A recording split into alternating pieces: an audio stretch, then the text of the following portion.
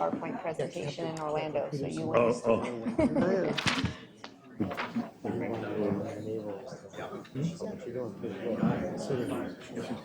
Not a public hearing, but I'm going to do the comments at the hearing instead of citizens open forum because I'm going to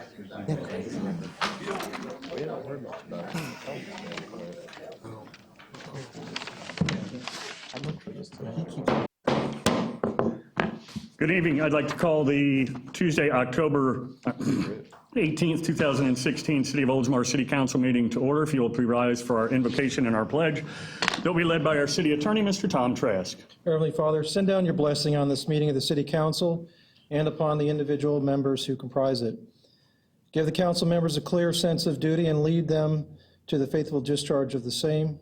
Direct them in their deliberations at this meeting so that all things may be done to the glory of thy name and the welfare of the people of Oldsmar. This we pray. Amen. I pledge allegiance to the flag of the United States of America and to the republic for which it stands, one nation, under God, indivisible, for liberty and justice for all. Thank you, and once again, welcome. Our first item on tonight's agenda is our Citizens Open Forum. It allows you to address the City Council. We ask you to keep it to no more than 5 minutes. State your name and address clearly for the record. And if you'll notice on your agenda, items 9 and 10 are public hearings. We will take comments for those two items at that time. Item 8 is not a public hearing, but I'm going to read some emails into the record, so we'll hold public comments to that time as opposed to at the Citizens Open Forum. So, And that's on Peppertree. And that's on Peppertree, I apologize, yes. And so if you would like to address anything else besides items 8, 9, and 10 on the agenda, feel free to do so. Or if you would just address the council in general, feel free to do so as well. This side, Tony?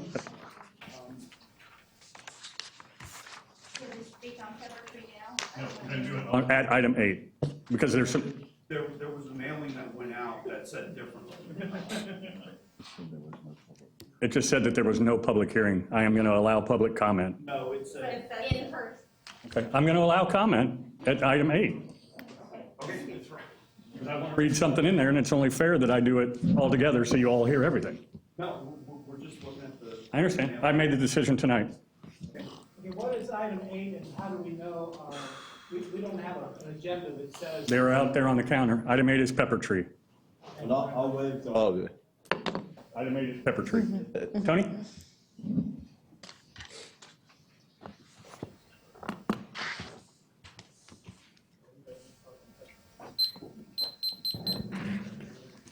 My name is Tony Gross, 711 Sandleaf Avenue.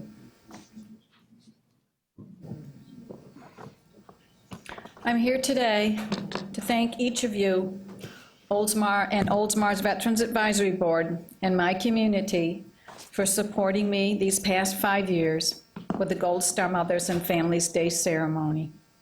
This year's ceremony and weekend was the biggest ever, filling 22 hotel rooms at the Courtyard Marriott.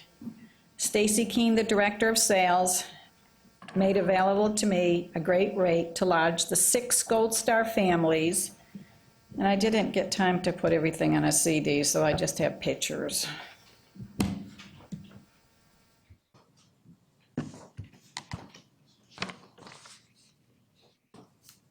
Six Gold Star families, which are families of the fallen, and 16 veterans families, including Medal of Honor recipient Herschel Woody Williams and Military Order of the Purple Heart, National Patriot of the Year Richard Hunt. And these pictures of the ceremony are coming around.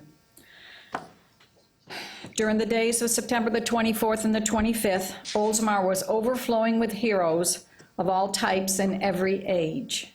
Thanks to each of you. This influx of heroes brought an estimated $10,000 of sales to the area that included an elegant dinner at Eastlake Woodlands Country Club. Is that right, Jerry? That's right. The ceremony itself was well attended, and thanks to the Department of Leisure Services, the shade of the large tent was much appreciated. Local speakers included our own Mayor Beavis, and there's a picture, a really nice picture of you coming around. Mayor, if you'd like to keep that for yourself, you are welcome to do that. and council member Jerry Beaverland, and there's a really nice picture of you coming around. If you'd like to keep that, you're welcome to have that. I don't know if it's really nice. I think it's really nice. kidding. I didn't take it. I'm kidding. A professional photographer took them. Former mayor, council member Linda Norris, and Joe DeRing, president of Oldsmar's Empower Adventure Zip Line. For the 5th year, Congressman Gus Bilirakis, Florida District 12, attended and also spoke. Other speakers were Michael Hill, Director of Pinellas County Department of Veteran Services, retired Marine Colonel Richard Anderson, retired United States Air Force Master Sergeant John Harper, who served at Dover Air Force Base, Dover, Delaware, identifying the remains of our fallen military from Iraq and Afghanistan. The ceremony ended with the creation of a 6-foot-tall fallen soldier's battlefield cross crafted of ice by Purple Heart recipient, medically retired U.S. Army sniper Chris Barnes. Once again, I want to thank each of you for your support. I also want to thank my neighbor, who's not here tonight, Mark Brill, Vietnam War hero, and his picture's in there, and Purple Heart recipient who currently serves on the Veterans Advisory Board. Mark has helped and counseled me since the very first ceremony, assisting where needed most. And we will not forget that very first ceremony, will we? How many inches was it?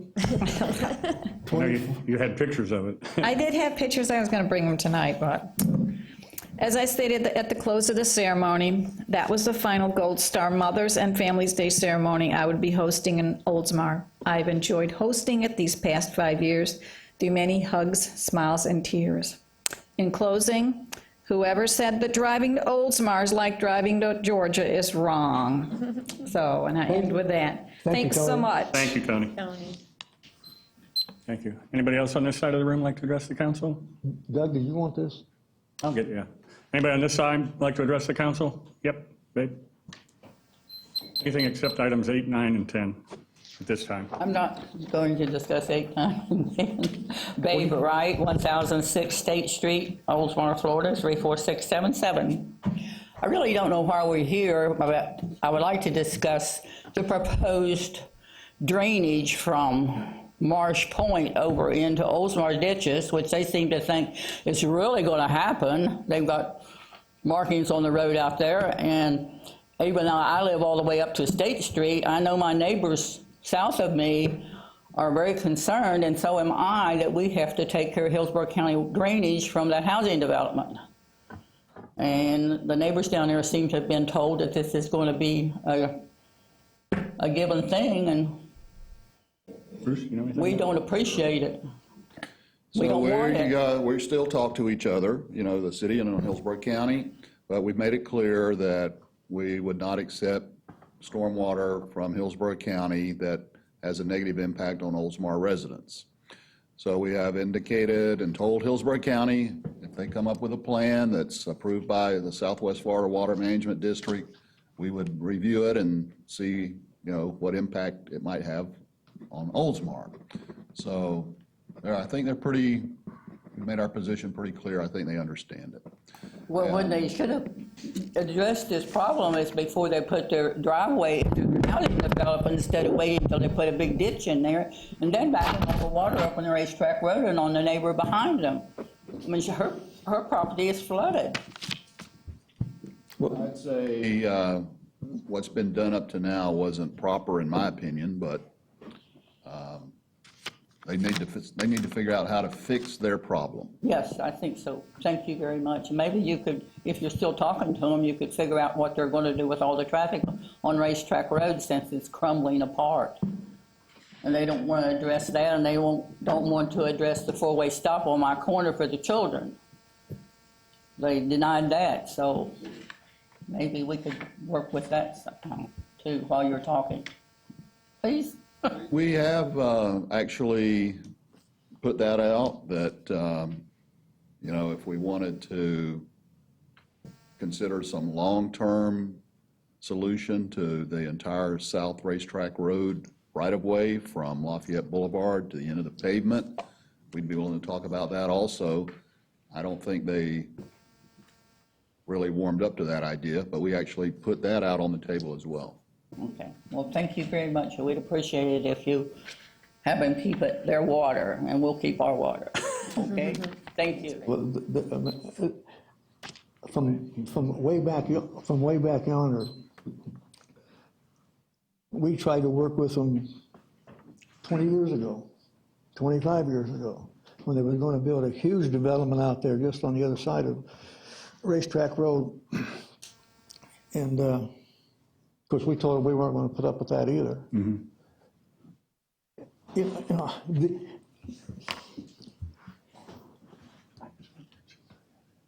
And it's true, Hillsborough County has not paid a bit of attention to Racetrack Road in any way. No. None. No, they don't, you know what, they don't care. I mean, we had that conversation with them, and I spoke with Bruce about this yesterday. I tried calling you back yesterday, Dennis. You need to set up your voicemail though. But Bruce is, you know, in our staff is continuing to stay in contact and say, there's nothing that's been presented that we agree to. So I was out there the day they were putting those marks on the road with you. And, you know, I think it was their intent to try to move forward a little bit, so it was good that we engaged them. And so nothing's going to happen until after, you know, if they come up with a plan that is good for everyone, that's what needs to happen. Because what's happening right now, us blocking them to do anything means it's still going to be a problem. But them wanting to just pump it over into Oldsmar, you know what, that's not a plan. So in any event, I wanted to mention that. Well, I know Jerry's been, you know, keeping his eye on it as well. This goes a little deeper now. Bruce, you can correct me on this, but whatever the plan might be, right now, I don't see any plan out there, and I'm going to be against it totally, unless there's a plan that I don't think will ever materialize. But correct me if I'm wrong, because you have before, to your chagrin, or to my chagrin. If they, let's say we said, okay, Hillsborough County can take care of themselves. And that's just how I feel. They have never been a partner with Pinellas County, especially the city of Oldsmar. And the four-way stop is a good example of that, so they can lump it. Let's just say we did, okay, we'll take your water, Hillsborough County, and we'll dump it over in the city of Oldsmar. There's another entity that has to be, not only Swiftmud or whoever you just brought up. Who did you just bring up? Swiftmud. There's another entity that's in this equation, and it's Pinellas County. We don't own all that land out there. So now, at least one time say, well, you're probably right, Councilman Beaver. Pinellas County has to be involved in this before we start dumping water on their land. Is that not true? I don't think it is in this case. All of that land, just south of that is Pinellas County. Well, really, the ownership property ownership isn't the determining factor. I know that, but the property is a determining factor. I don't care who owns it, but whoever does own it, they have to be part of the program. We just can't dump water on Pinellas County. Well, I don't agree with your assessment, so I've answered your question. It wasn't really a question. Do I think it requires Pinellas County permission? No, I don't. Okay, we're going to disagree on that one then. Okay. I feel better now. You done? I'm done. I forgot where we were. Anybody else on this side? Yep. Good question. My name is Dennis Hamilton, 1010 Edgewood. I live right across from the swamp, which is Morris Point. I've had more water in my yard this year, and since they started the development, because they used to maintain the water over there because it was low land also. And since now this water's coming over on the neighbor's side of Hillsborough County, Now it's coming across the roads, and it's also coming across farther down Lafayette. I was out with Mr. Jerry and Eric, and they said that it wasn't going to happen. It's not going to happen. And then I hear it's going to happen. I'll do it. And another lady came out, engineer from here, I can't think of her name, and another guy, and they said, well, if it doesn't impact the Oldsmar residents, we could probably work out a deal. Well, if you put the water in front of my yard, it's impacting me. If you put it in back of me, it's impacting me. Because if it's a mean high tide, I got a moat around my yard. And yes, okay, I know it when I live in the woods, and I know I had water in my yard, but I haven't, not as much as I got now. I got plenty of water now. Well, Dennis, anything that does happen will have to come before this council for it to be okayed. Another thing I'd like to bring up if I can, Edgewood is my address, but the road's not there. I've asked about it probably 3 times now about vacating it or buying it. And somebody, I can't remember who it was, I think it was Marie, but I'm not sure. But my neighbor here was here, John, that we would like to get that road vacated so we could take that piece of property and improve it. And put it on the tax rolls. And you, yeah, so we get the taxes. Bruce, what's the possibility of that? We have done that before. We did it on School Street, didn't we? And we did it on, There's a formal process that you can request a vacation, and that would be through planning and redevelopment, but there's an application for that. Okay, so I've never been told that. They just said, no, it's not for sale. It's not for sale. And I come to find out you can't sell property anyway. well, we can't, well, we can sell property, But there's but a not right away. process for a vacation. And that's the first thing I do tomorrow morning. Okay. Well, like I said, I object to the whole business of Hillsborough bringing water on our side, because it only will impact the front of me, it will impact the back of me when the high water comes in. And I got some neighbors here that also will impact them in backyards. Thank you very much. Thank you. Good, Dennis. Thanks, Dennis. Anybody else on that side of the room? Anybody else in the room in general? Seeing no one, we'll close the citizens' open forum. The mayor's minute, I'm going to start with a couple of recaps and then some upcoming events, and then follow by something that Council or Vice Mayor Seidel and myself participated in today in Oldsmar. Our recap is the Guns N' Hoses 7th annual charity softball game that was normally held at Bright House Field was held at Canal Park Saturday, October 8th. Donations benefit Holiday Sharing Fund, Bikes for Helmets, and we raised approximately $980 that day. And the firefighters won, Captain, by the way, just in case you're keeping track. Yeah, it was the firefighters against the Sheriff's Department, and don't hold that against me, okay? Free BMX track day we did this past Saturday. October 15th at the BMX Supercross track. Very excited. We had 65 first-time riders that turned out to try out the sport of BMX. Thank you to JNR Bicycles for sponsoring this event. Benefit yard sale, share your spare for Chris. Wonderful community turnout to help this local cause, which is our deputy clerk's son-in-law. If you want to add anything, feel free to do so. I would just like to thank everybody. The community support has been incredible. Just, I don't know why I'm surprised. Yeah, and just to recap for those that didn't know, he's on the list for a kidney transplant, with yes. what did you say, 1 in 250 or something? 150 families worldwide. He has a very rare kidney disorder. And we had a benefit yard sale this weekend, and just it was hugely successful. Yeah. And thank you, Oldsmar Connect, for the great article as well. And the firefighters, huh? Yes, and especially the firefighters, yes. Thank you. Well, I guess we could do it here. Eric and myself, or we could show it at the, Eric and myself attended the Extreme Aerial Obstacles unveiling. If you don't know, that is part of the zip line adventure down on Lafayette. Here's a couple of pictures from today. That's a wiggly log that Bruce would love that one. He's holding on to me. and you walk across, you walk across the cables, and I got to tell you, There's Bruce. Safely on the ground. he just said he wrote it off to he wore the wrong shoes today. I was told there were shoes out there that they would let you use. Well, if you'd have come out there, you may have found out. I'm talking about Bruce.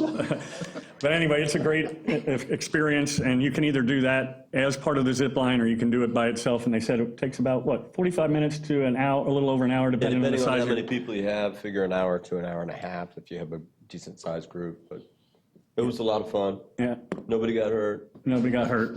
I bailed on 2 of them, so. Although the one, I don't blame you. I don't know why I had to try it, but I fell. You climb up this pole, which seems like the challenge, till you get to the top and they say to you, now stand on top of it. And you're what? The mayor looks down and he goes, stand on top of it? They're like, touch it. I did it. And then you jump, and you hope that this contraption. apparatus lets you down safely, and it does, so. I tried standing. Yeah. I sat on it. Yeah, Then I tried to stand up and fell. off I went. Yeah. But it's great, and it's part of the zip line. It's over on Lafayette. A lot of fun. And it's a lot of fun, definitely. So you definitely got to work out, that's for sure. So sorry I couldn't be a part of it, Bruce. So thanks, Ivan, for the pictures. Top of the Bay Oktoberfest is coming up this coming weekend at Tampa Bay Downs, Friday, Saturday, and Sunday. Free parking, $5 admission, military ID +1, and 12 and under are free. And our shift is 11 to 5 on Saturday. on Saturday. The And we're short a couple. council, most of the council and some city Some are out people. of town, some can't make. We have, it's open to city people, and we are short a couple. So we're gonna be serving beer all day. Beer and soda. Yep, Probably more water. beer than soda, I would bet. Water, But yeah. It's a big fundraiser for our Chamber of Commerce, and so we're trying to help out and be supportive. We've done a last couple of events, and it's been successful and a great way to talk to everybody in a more informal environment. They gave us a job. We said, how can we help? So they gave us a job they thought that we would do well, Yeah, we're capable of, yeah. working the beer booth. Yeah, so it's great. It's attended by about 15,000 people over the weekend. And Thursday, they're actually doing something with the Black Honky, since they've already got the tent set up. It's part of this, but not part of Oktoberfest. So look forward to seeing you out there. Finally, Halloween happenings Friday, October 28th, 6 to 9 p.m. at RE Olds Park. Halloween Carnival, costume contest, ages 12 and under, spooky haunted trail, and the movie Box Trolls begins at 7 p.m. It's a free event. So that wraps up the mayor's minute. Next item is a consent docket. We only have 2 items: approve the payment to legal counsel and approve the tentative agenda for November 1st, 2016. If nobody wishes to pull anything, I need a motion. So moved. Motion and a second. All in favor? Aye. Aye, passes 5-0. Thank you. Next is the presentation of the Employee Service Award, and our city manager will do that. It's a 10-year award for Chelsea Jacobson, but I don't see Chelsea in the audience. She's probably working. Maybe she's working. Anyway. Okay, well, we can work that out. So we'll do it at a different time. We can move on. And we have the Council Manager Award, which I was going to present to the band Stormbringer for not only all their help with our centennial, with the backing up all 4 of the bands, but also just the great partner that they've been with the Chamber and the City of Oldsmar over the years with all the great events, but we'll try and reschedule that one as well. The next item is the presentation of the Homer Brunson-Ward Schrecengost Award, and while I'm walking down there, we'll show a little video that gives you a history of it. You might recognize the guy narrating it.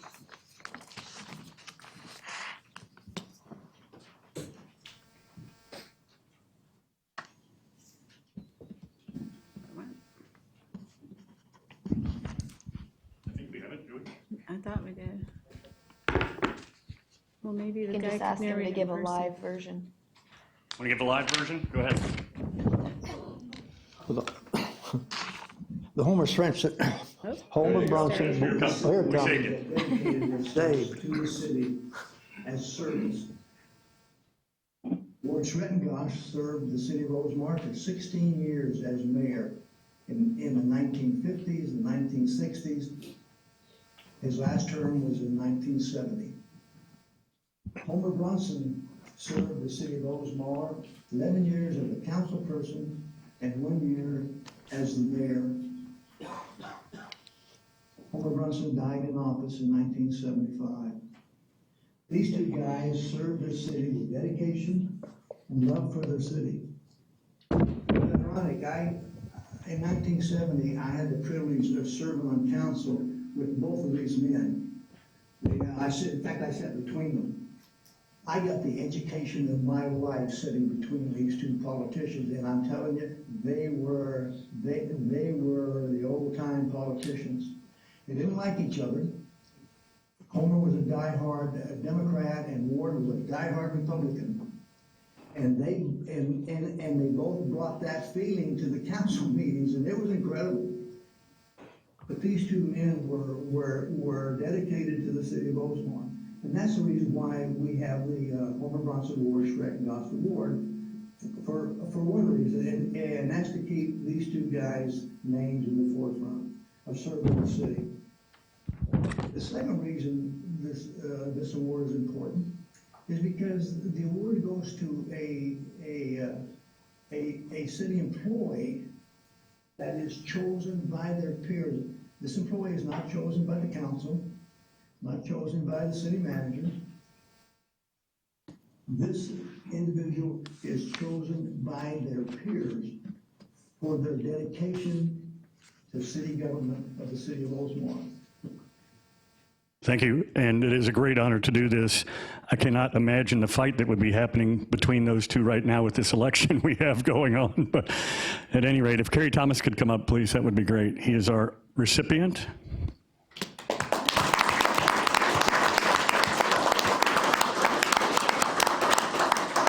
Brought a guest. If you would like your guest to come up, then you can welcome him to do that as well. Okay. The important part, the check. And you get an additional day off. I appreciate it. In 2018, we'll give that to you.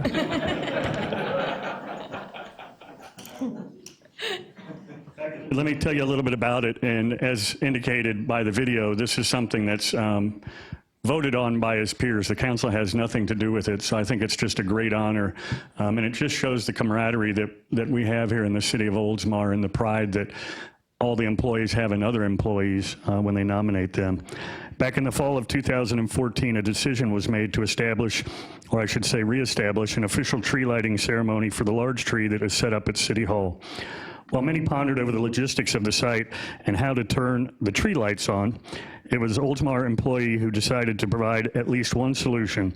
That employee was Kerry Thomas, a tinkerer of sorts. Kerry loves to create beautiful wooden pieces in his spare time. Many of you have seen his works. Attention to detail not spared, the use of everyday items. His creativity is one to marvel.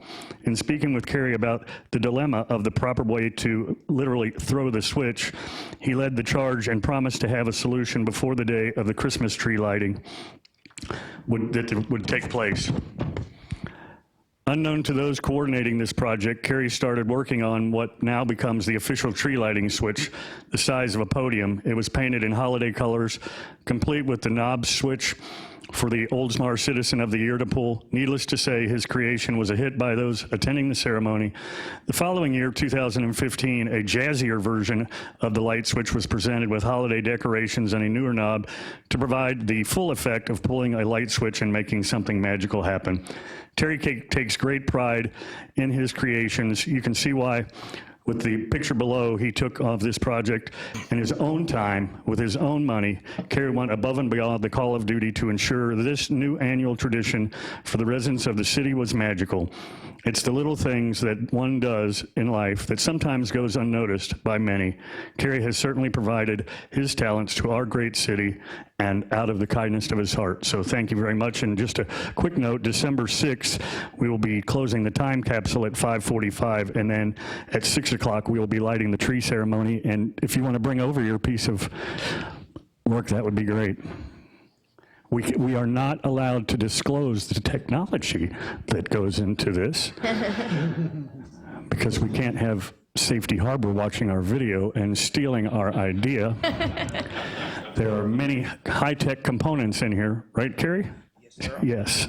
And so, and he's going to take it back and jazz it up even more, you said. A little touch-up and a few surprises. It's going to leave tonight, then I'll bring it back before the ceremony. Very good. So if you might like to say a few words about the award and just some of the things. I know you had the houses on display here and both at City Hall that you make miniature houses with tremendous detail. Well, I'd like to thank the city of Oldsmar for my over 11 years of employment. I really enjoy working here, and I appreciate the lifestyle that it brings me. So Turn it on yet. I appreciate being here, and I had a lot of fun making this switch, and I want to be part of the ceremony every year until I'm retired, and making sure that tree gets lit up. And I'm going to try to do something with this switch every year. And I like it, and I hope you like it, and I love looking at it still, and it goes in hiding every year. My secret location, I brought it out tonight to bring here, and I'm gonna take it home, do a few more improvements to it, and I'm gonna put it back in hiding. And it's hid on city property, but I got a spot for it here in town. So We do have the captain here tonight to make sure that nobody finds out our trade secrets. Keep an eye on that captain. So I appreciate the Homer Brunson-Ward Schrecengost Award, and I really, truly appreciate it, and I thank the city of Oldsmar very much. Honor. Thank you.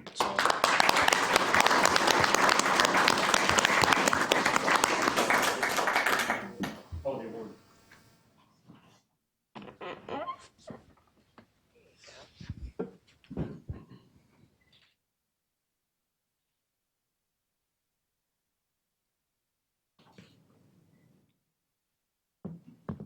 All right, thank you. Thank you very much. Thank you. Don't forget your check.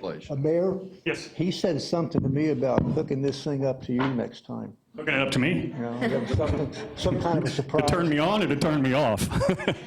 It's going to turn you around. Yeah. One thing about Kerry, I'll tell you, he also cares about the history of Oldsmar, and I find that very enjoyable. Every once in a while, he'll bring something by the house. This needs to go in the Historical Society. We can't fit it in a time capsule, but yeah. The next item is Friends of the Library Week, and I'll go ahead and read that since I'm down here. Whereas Friends of the Oldsmar Library raise money that enables our library to move from good to great, providing the resources for additional programming, much-needed equipment, support for children's summer reading, and special events throughout the year. And whereas the work of the Friends highlights on an ongoing basis the fact that our library is the cornerstone of the community, providing opportunities for all to engage in the joy of lifelong learning and connect with the thoughts and ideas of others from ages past to present. And whereas the Friends understand the critical importance of well-funded libraries and advocate to ensure that our library gets the resources it needs to provide a wide variety of services to all ages, including access to print and electronic materials, along with expert assistance in research, readers advisory, and children's services. And whereas the Friends' gift of their time and commitment to the library sets an example for all in how volunteerism leads to positive civic engagement and the betterment of our community. Now therefore, I, Doug Beavis, Mayor of the City of Oldsmar, Florida, do hereby proclaim the week of October 16th through the 22nd, 2016, as Friends of the Library Week in the City of Oldsmar, and urge everyone to join the Friends of the Library and thank them for all they do to make our library and community so much better. Dated this 18th day of December, Doug Beavis, Mayor of the City of Oldsmar. And I'm presenting that to Heidi.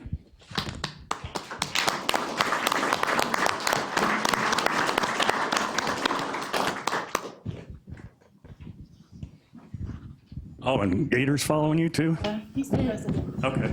I tag along. Okay. I'll give it to both of you. Yeah. You like to say a few words, either one of you? Thank you. Join the Friends of the Library. We do a lot of good stuff. Gator, can you tell them what do they need to do to join the Friends of the Library or whoever? See me.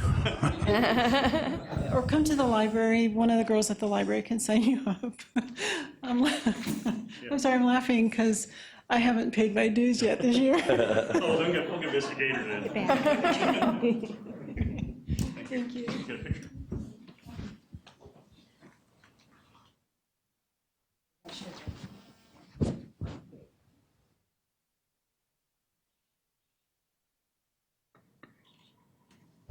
Congratulations.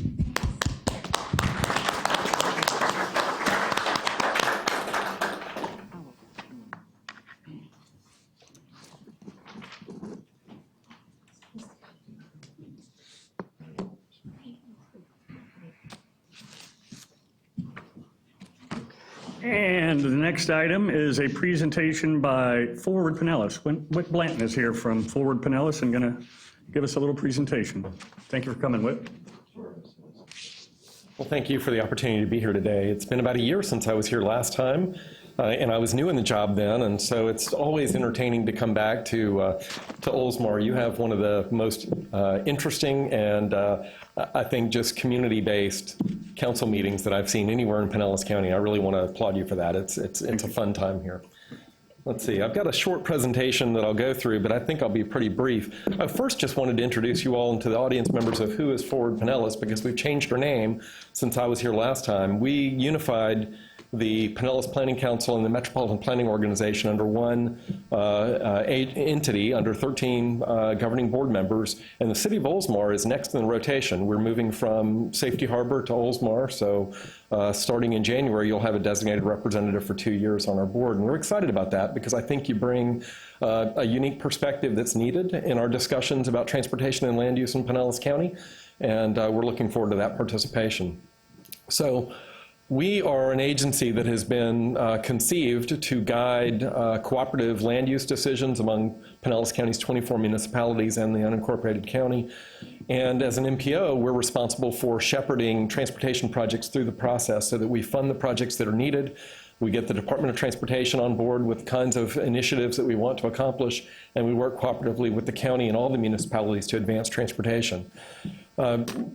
Over the last year, our board has adopted 3 emphasis areas that are guiding a lot of our planning activities. One is an emphasis on a vision for the US 19 corridor. It's our most important economic engine if you look at a pure means of getting people to jobs, to education throughout our county.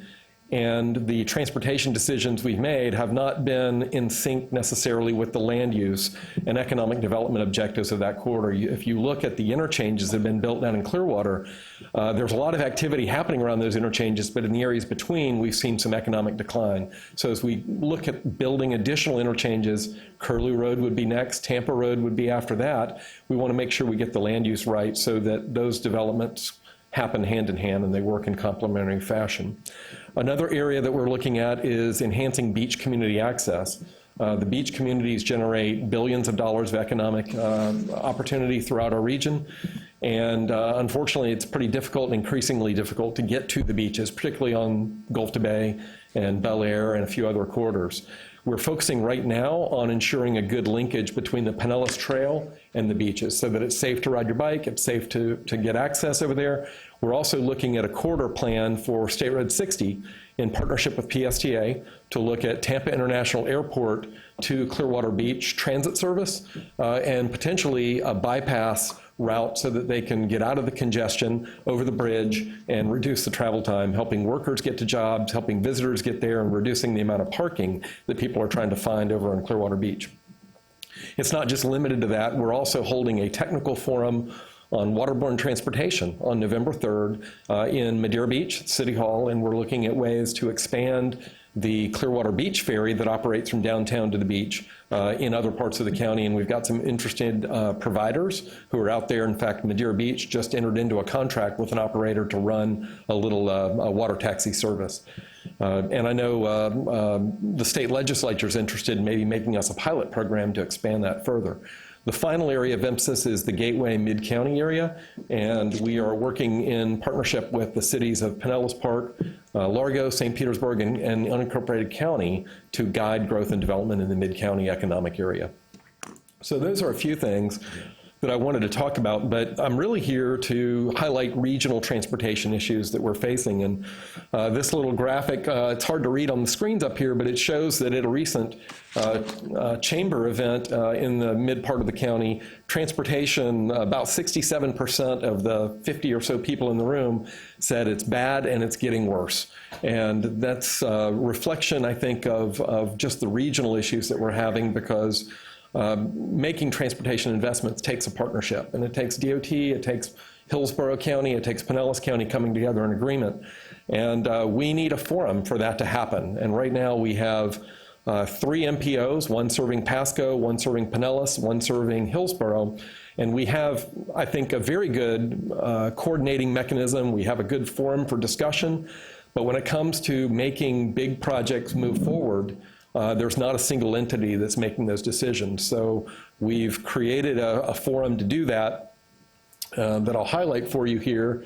It is, in a minute, it's the Transportation Management Area, and it's the MPO, 3 MPO representatives from each of those entities, and they come together about 4 or 5 times a year, and we've set regional priorities.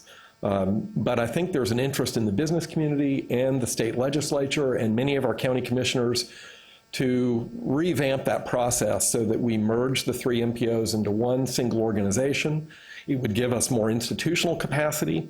It would give us a little more standing to go toe-to-toe with the Department of Transportation on projects that we want to advance. And I think it would give us a little more wherewithal to advocate for public transit projects that serve all 3 counties. And Oldsmar's in a unique position because you draw workers, you draw residents from all 3 areas. You're at the confluence. You have a tremendous amount of manufacturing and other activities here, I think, that would warrant an increase in transit service, but it would take all 3 counties getting together to really make that happen, I think. What you're saying is Oldsmar is important. Oldsmar is important. You're at the center of the region. I learned that the first time I came here. and I think there's some truth to that, especially the way Pasco County is growing. The population is sort of shifting north and east. So as we work through these issues, we had about 3 or 4 months ago a federal transportation rule that was proposed that would force the merger of the MPOs. And if you didn't merge, you would have to adopt one set of planning products for all 3 counties. Because we share the same urbanized area with the other 2 MPOs. And our board took a position last month to support that initiative. And the Pinellas County Commission just wrote a letter supporting the merger of the MPO. So whether this federal rule ever happens or it goes away, there's a good chance it'll go away. I think there's now sufficient momentum in the region to talk about how we structure ourselves to get better transportation outcomes. And we're prepared to go down that path and explore those options. Those 4 work products are shown here. A single transportation plan for all 3 counties. Up to now, each county has developed its own transportation plan, and then we've coordinated on what that means. We think that's maybe backwards. What does that mean? Sure. Say that again? What does that mean? Well, when you develop a single transportation plan in each county, and then you decide, okay, well, what about that is regional? It sort of puts the regional aspects at the tail end. And I think you really need, from a transportation standpoint, to blur the lines of who's in what county and start at the top and work down. There has never been a corporate effort on these 3 counties. I don't think there has. There hasn't. I want to ask you, I think this is a great thing, to merge them all. But how are you going to do that to give them authority? How are you going to do that? And to give them authority so Hillsborough County won't fight Pinellas County and leave Pasco County up there by themselves? Well, we have to establish a dispute resolution process that's formalized. So I think that's a part of it. That's one of the work products that the federal government calls for if we do this. But I think most importantly is you have to look at crafting a transportation plan that shows that there's something in it for all the entities. But does that have to come from Tallahassee? Tallahassee has very little to do with it. The governor is responsible for signing off on a plan that we develop locally. If you don't have any authority, y'all going to do nothing. Well, the MPOs have the authority to allocate federal and state transportation dollars. So if we come together as one MPO, we'll have that authority. But that's the key, is having that. See, we created the Tampa Bay Area Regional Transportation Authority about 10 years ago, and TBARTA, as it's known, TBARTA is not the MPO. TBARTA does not have the ability to determine what the state spends its dollars on or what the federal government spends dollars on. The MPOs are the only ones charged with that. See, nothing ever happens so. Well, unless they do get together and they do have the authority to do something. Will that happen in my lifetime? I think it's imminent, and I think your point is well taken. We have to create that structure that makes that authority real, but also ensures that we have the local input that's not lost. Because one concern about elevating is that how does Oldsmar, how does Safety Harbor, how does Gulfport provide input into that process? Because right now you all have a seat on our board. If we merge as one organization, there's no guarantees we have to really think through that and work out the best solution that ensures that we have the right mix of representatives on that body. Good luck. It's a heavy lift, but the business community is interested, the state legislature is interested, and I know we've got a number of county commissioners who are interested, and that's why I'm going around to the communities this time, is to find out what issues and concerns I need to be aware of that you want to make sure we take into this process. Transportation will never work in this tri-county until all tri-county governments get together and want it to work and get rid of this territorial. That's why we have a screwed up mess right now. Can we just let him finish real quick, and then we can ask, because I don't want to throw him off track a little bit. I'm probably already thrown off, but that's okay. I think your points are well taken. This is the TMA leadership group that we have formed. It's been a substitute for the last 4 years of merging. And again, it's a way for those 3 MPOs to come together. And we have set priorities for the Florida Department of Transportation. They're doing okay at following it, but I think we need to back that up with a little stronger structure, because right now, that TMA leadership group is pretty much a voluntary organization. It doesn't have any real teeth because the recommendations they make have to go back to the individual MPOs to support that.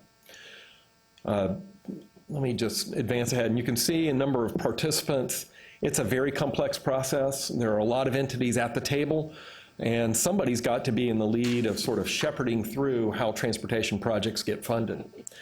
So there are a couple of important milestones I want to highlight here for you. We don't know when this federal rule forcing some kind of action will happen, but we'll have 2 years once the rule goes through if it stands as currently drafted.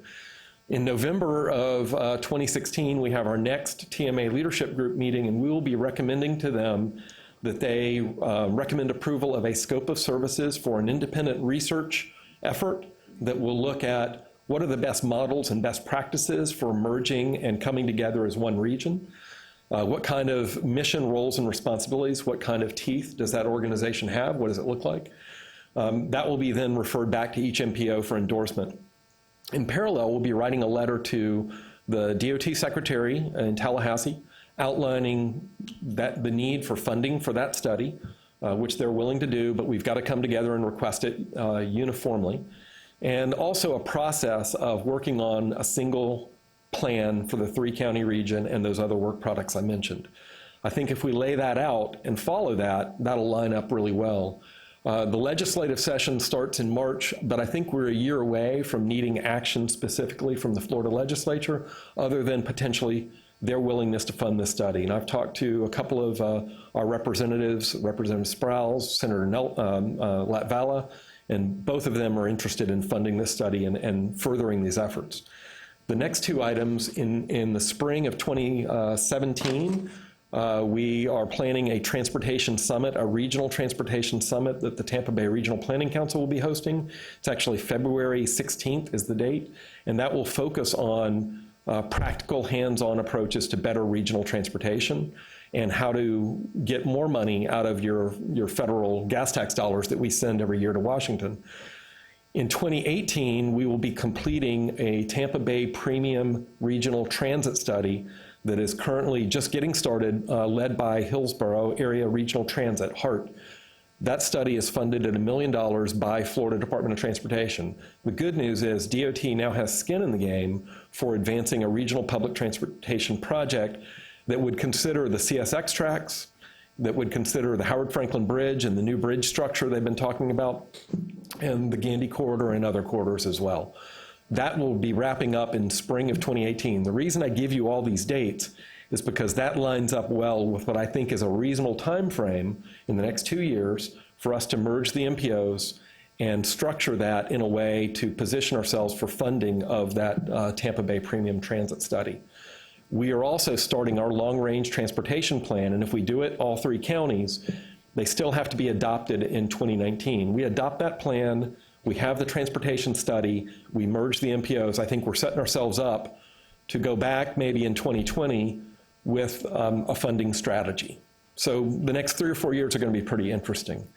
And I just really wanted to lay that out for you because this study that we're hoping to kick off soon will really look at how do we best create that framework to make good decisions for regional transportation in our tri-county area.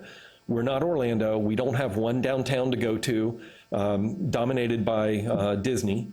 We don't have any transit line in place today. It's amazing. You can't even get on a bus and go from downtown Tampa to downtown St. Petersburg. So we've got to overcome those barriers. But we do have some good models. The Puget Sound Regional Council in Seattle has a similar geography. They've done a great job at really integrating their plans and programs around transit and highways. We're looking at Phoenix, we're looking at the Denver area and Salt Lake City. And if you think we're not in that same category, you're wrong, because we have the same population level just about as those regions. We have a much higher TV market than those regions, but we're punching below our weight. And we need the economic framework and we need the governance framework to ensure that we punch above our weight. So that's really all I wanted to bring to your attention today. I do have one final thing that I'd just like to highlight, which is a new program that our board authorized. We just had a call for projects. It's called Complete Streets, and it's a program that we've developed to assist local governments in transforming one or more roadways in their community to support economic development goals, to make it safer for walking, bicycling, getting around, connectivity, but it has to tie into an economic redevelopment objective. And we're funding planning and design studies in this first year round up to about $100,000. But our goal is in the next 2 to 3 years to allocate $1 million for construction implementation for a project or projects around the county. Projects are due by December 16th, actually, rather than December 2nd. And we had a little workshop, and we had about 30 people last week attending that workshop from around the county interested in that program. And Chelsea Favreau of our staff will be happy to work with any of your staff members who are interested in that and submitting an application. Again, it's one of those ways that I think we link land use and transportation by showing how transportation can support economic development. It's all fundamentally about how we provide access to our communities. So with that, I'll open it up to any questions you might have of me. And again, thank you very much for the time today to be here. Thank you for coming. I do have some questions, but I'll default. I just wondered, Portland also had this type of program following Seattle, and they were very successful. Portland was. Denver and Atlanta have similar programs as well. And Atlanta really needs it.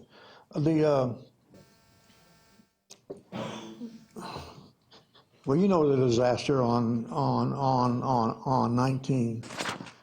Let's just hope it never happens again between Gulf to Bay and Largo. How many years did that part of 19? I think some people started when they were young and they actually retired on that particular strip. Yeah. Same as Almerton Road. Took a long time, that's right. Okay. I served on the TVPC, and I served on the Pinellas Planning Council. Do you know, of course you don't know, and I don't know, I would just like to bring it to the attention, how many millions of dollars have been spent on traffic studies over the last 25 years? I don't know the exact amount, but that's a big part of what we do. And do you know of any successes yet? I do. I do. I think there are a number of successes. I think, first of all, you needed a plan to construct US 19 and the Gateway Express. So there have been planning studies that guided those, and the Gateway Expressway is about to break ground next year. The intelligent traffic system has been implemented on US 19 that synchronized traffic signals, and on Gulf to Bay, and on East Bay Drive, and on State Road 580. So a number of those projects had to have some initial planning, and they had to be funded through the MPO. Well, and then I'll be quiet, Mayor.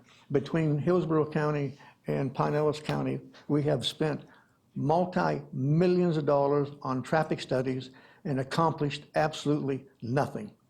I think there is some truth to that, but there's also some truth that we've completed some things and gotten some things accomplished as a result of that. Finally finished 19 between Gulf to Bay and Largo after about, I don't know, 12 years? That's sad. It is sad. It takes a long time to build a transportation project. That's why you said a few minutes ago, that's what happened to all the businesses on both sides of 19. They're dead. They got wiped out. They're dead. It's a big part of it. Yeah. They got wiped out. But I'll say this, I commend you for what is trying to be accomplished, because I've served on some of the planning boards as well. And it's a challenge when you invest the time and you see the resources going into it. And I think a lot of people, unless they commute in that kind of region, some disconnect from what the challenges are. Right. And I think that's important maybe to spend the effort and the time to let the citizens know what the problems are. I mean, it's obvious when they're driving from point A to point B and traffic's bad, right? But it goes deeper than that. I'm giving a great example. I ran a public company here in Oldsmar for 10 years. We weren't a real large company, but we had about 140 employees. And a big portion of it was call center, kind of entry-level jobs. And many of our employees came from Pasco County. Right. And in part because they couldn't afford to live in Pinellas, couldn't afford to live in Oldsmar. And so transportation became a real issue for some of them who might be a young couple with one car. And so public transportation, and a lot of people don't realize this, becomes very difficult going from Pasco to Pinellas out this way, because you're headed really to, you know, if you're on PSTA, which I was on the PSTA board at one time, if you're headed this way, it's only routing to Oldsmar. Right. You know, at that time. So it wasn't like you had a large route you could go that would be practical to go on into Hillsborough. And so these, to me, are some of the fundamental challenges by not having everybody work together and really allocate resources. There were a lot of hopes and misses, but I commend you, because I think those types of problems are real problems that connect people moving around for jobs, for fun, that type of stuff that gets missed in this. Well, we're taking a leadership role in trying to address those issues because it's long overdue, as you've acknowledged, as you've all acknowledged. Yeah, and you know, not to go on and on, but you know, the other challenge that you get into with mass transit, connecting part of the traffic issues and so forth, is really comes a lot backs into local zoning and you know, density levels and how you make those work when you're trying to plan for mass transit. Right. So I think the more that you can connect those dots, the greater probability of success. Well, and that's why I think the unification of the PPC and the MPO, so that we have land use and transportation, it just gives us a little more set of tools in the toolbox.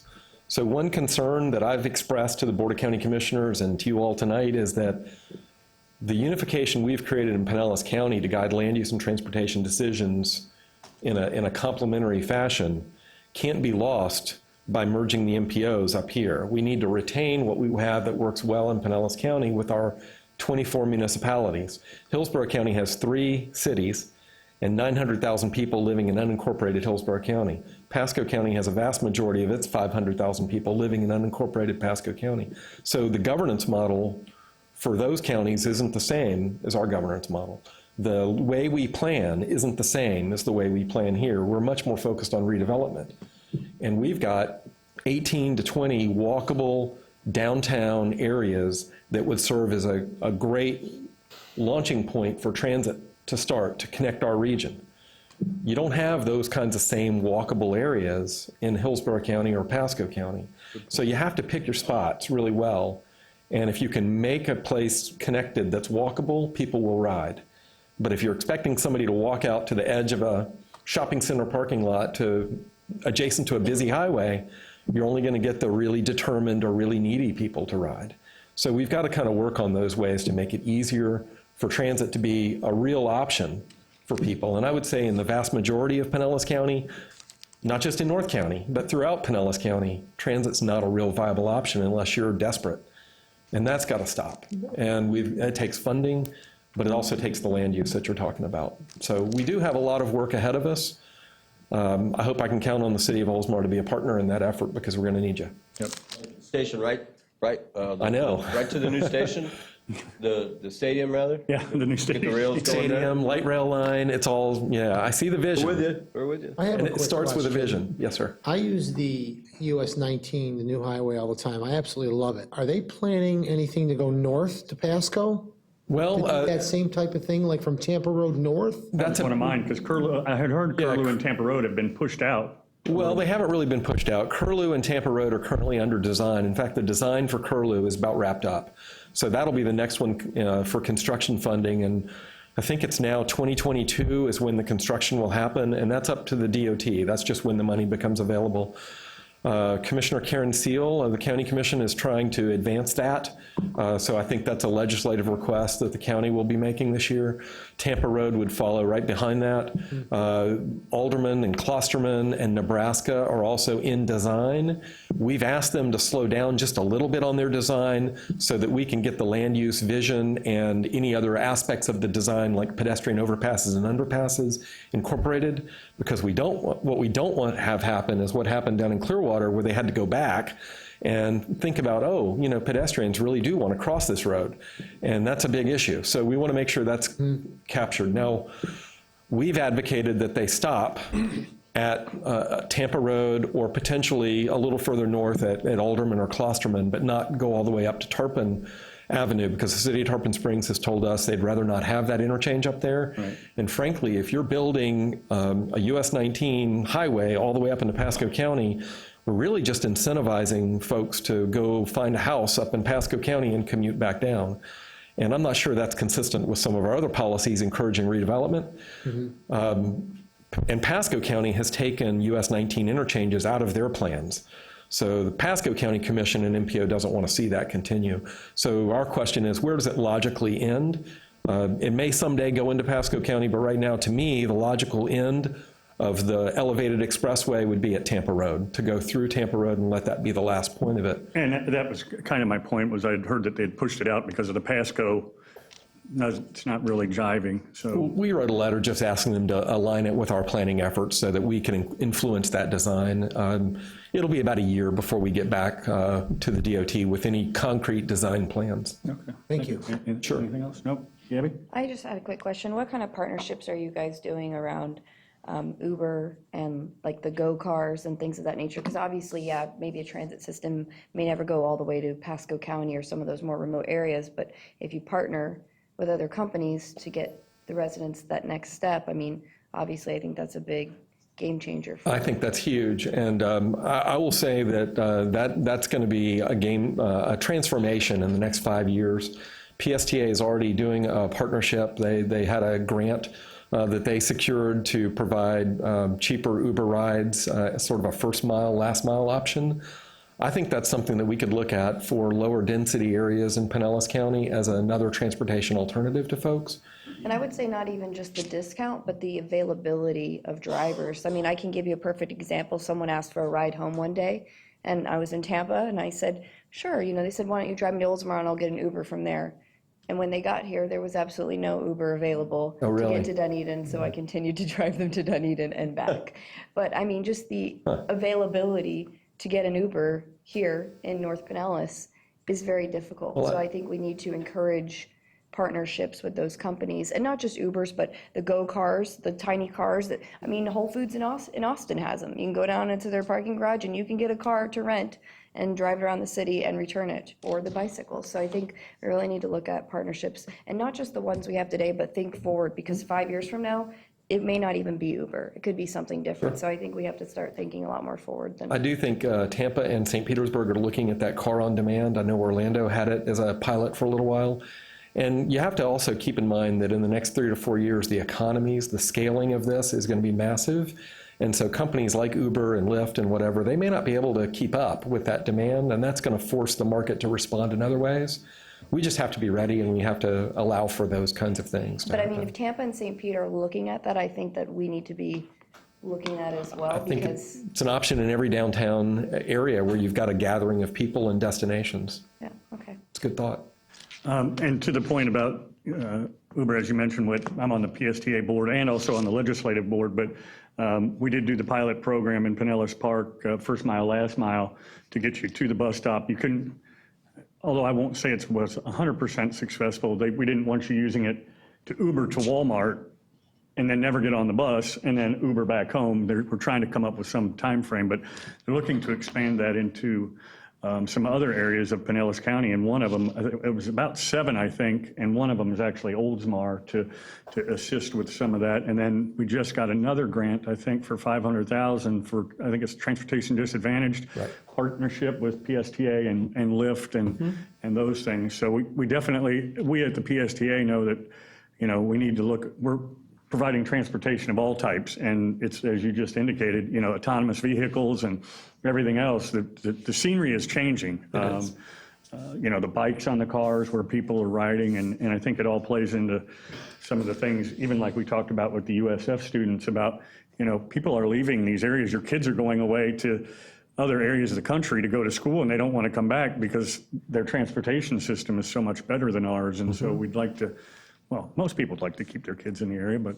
I'll tell you a quick story. I met with some employers in the Mid-County area on Bryan Dairy Road recently, and it was a company called Hydrodyne that had been based in Oldsmar, and they moved down there because they needed more space, and space was more available for what they do, what they manufacture. But they found a problem that they didn't expect. When they were here in Oldsmar, they were able to recruit from 3 counties, and so they had a really good employment base of potential workforce members. When they moved down into the Bryan Dairy area right around US 19, they found that they were not able to recruit white-collar workers, engineers, and others like they could from Oldsmar because people don't want to drive that far and there weren't good transportation options. Here, you're part of that market of people who are West Chase, they're in Pasco County. It's a much different demographic than you have maybe in that mid-county area. And I think that's something we've got to really overcome because our employers, no matter where they're located, are recruiting from a 4-county area. Manatee County is 20 minutes away for parts of Pinellas County, and we can't ignore that people are mobile, and they're going to live where they can afford a home and where they can find the lifestyle that fits, but that job may be somewhere else, and we've just got to account for that. Right, and to that point, you know, one of the things that we find out when we go do the We Mean Businesses and we talk to the employers around here once a month is the one thing that we do find out is that is exactly one of the main reasons is because their ability to recruit. You know, Nielsen employs about 3,000 people and they come, you know, from all over. So to your point, when you got there is, you know, we are kind of central and it does make things like that better. I also want to say, I agree that, you know, we haven't been doing as well as we could on a lot of different levels. We need regional transportation. I also think we need regional sports authority. I think we need to work better. I think from a state and federal level, it gives us much more clout and power to be able to work together as opposed to against each other. I was in the engineering field for a long time and remember when, you know, 30 years ago, they were talking about, you know, the transportation over the Howard Franklin Bridge, and here we are today still talking about it and can't come to a decision. And to the fact of the PPC and the MPO merging and then the MPOs merging, I think that sends the message to Tallahassee and to the federal government that we are trying to work regionally. And the PSTA and HART are now finally, our boards are meeting together and working together, trying to kind of, if you will, read from the same sheet music. So when we go to Tallahassee for asks, you know, the regional fare box system and the different things that we're looking at so that it's more about the region. So, and I think that's great with the MPOs. And so hopefully that will go a long way to helping us get funding for the area. Just a question, do you know, and this plays into something that we're doing next week, do you know what the status is of the CSX and DOT and discussions with that? Well, I know that the DOT funded the premium transit study to answer that question. And they were pretty cold to the idea of just going out and buying those tracks. So they're doing a study, another study. Go another one. Yep, there is. But this is a study that's necessary if you want federal money. And so what that study is going to do, it's going to look at the feasibility of CSX versus other options, such as building a new span of the Howard Franklin Bridge and running a train on it. I've got to believe that there are going to be some important cost considerations that would make the CSX option maybe a more favorable option. Like the right-of-way is already there. Yeah, the right-of-way is already there. We've got a good model over in Orlando. We've got a good model in Southeast Florida for how that can work. So it's really having the willpower to say to the DOT, that's the alternative we want and prefer. And I would think over the next year to 14 months, we'll begin to have that answer about how to move forward, but that study is just beginning. Sure. And I'm sure Catherine Egan, the HART CEO, is going around and she's also making presentations. So you'll have an opportunity to have her here too. And for those that don't know, that rail line, you know, is really a regional line to some extent because it runs from downtown St. Petersburg through Largo, through downtown Clearwater, through Safety Harbor, through Oldsmar, down Hillsborough, down Bush Boulevard, and somewhere it makes a bend into downtown Tampa, but there's also a spur that runs up by US Up and up to Hernando County. So, I mean, it's definitely, and the right-of-way is there. The right-of-way can be some of the most expensive components of these. Obviously, you got at-grade crossings that you would have to deal with and things like that, but, you know, it's certainly something to consider, so. It's probably our most underutilized asset in Pinellas County. Yeah, it is. Any other questions? No. Thank you. Thank you all for your time today. We really do appreciate it. Next is our city attorney. Do you have anything? Not tonight, thank you. Thank you. City manager. Thank you, Mayor. Item 8, reconsider request for speed humps on Peppertree Drive. So I would like to give some background again on this project. The City Council adopted a traffic calming program in 2010. That program and policy contains criteria that's used to evaluate requests for traffic calming on any given street or neighborhood. And this request was initiated with a petition from the residents on Peppertree Drive. And then also, the way the process works, data is collected by Public Works Department, and the Sheriff's Office participates in that as well.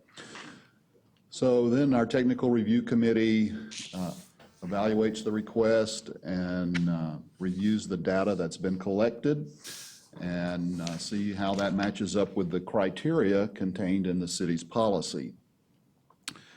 In the case of Peppertree Drive, it does not meet the criteria of our traffic calming policy, and the data does not support the installation of speed humps.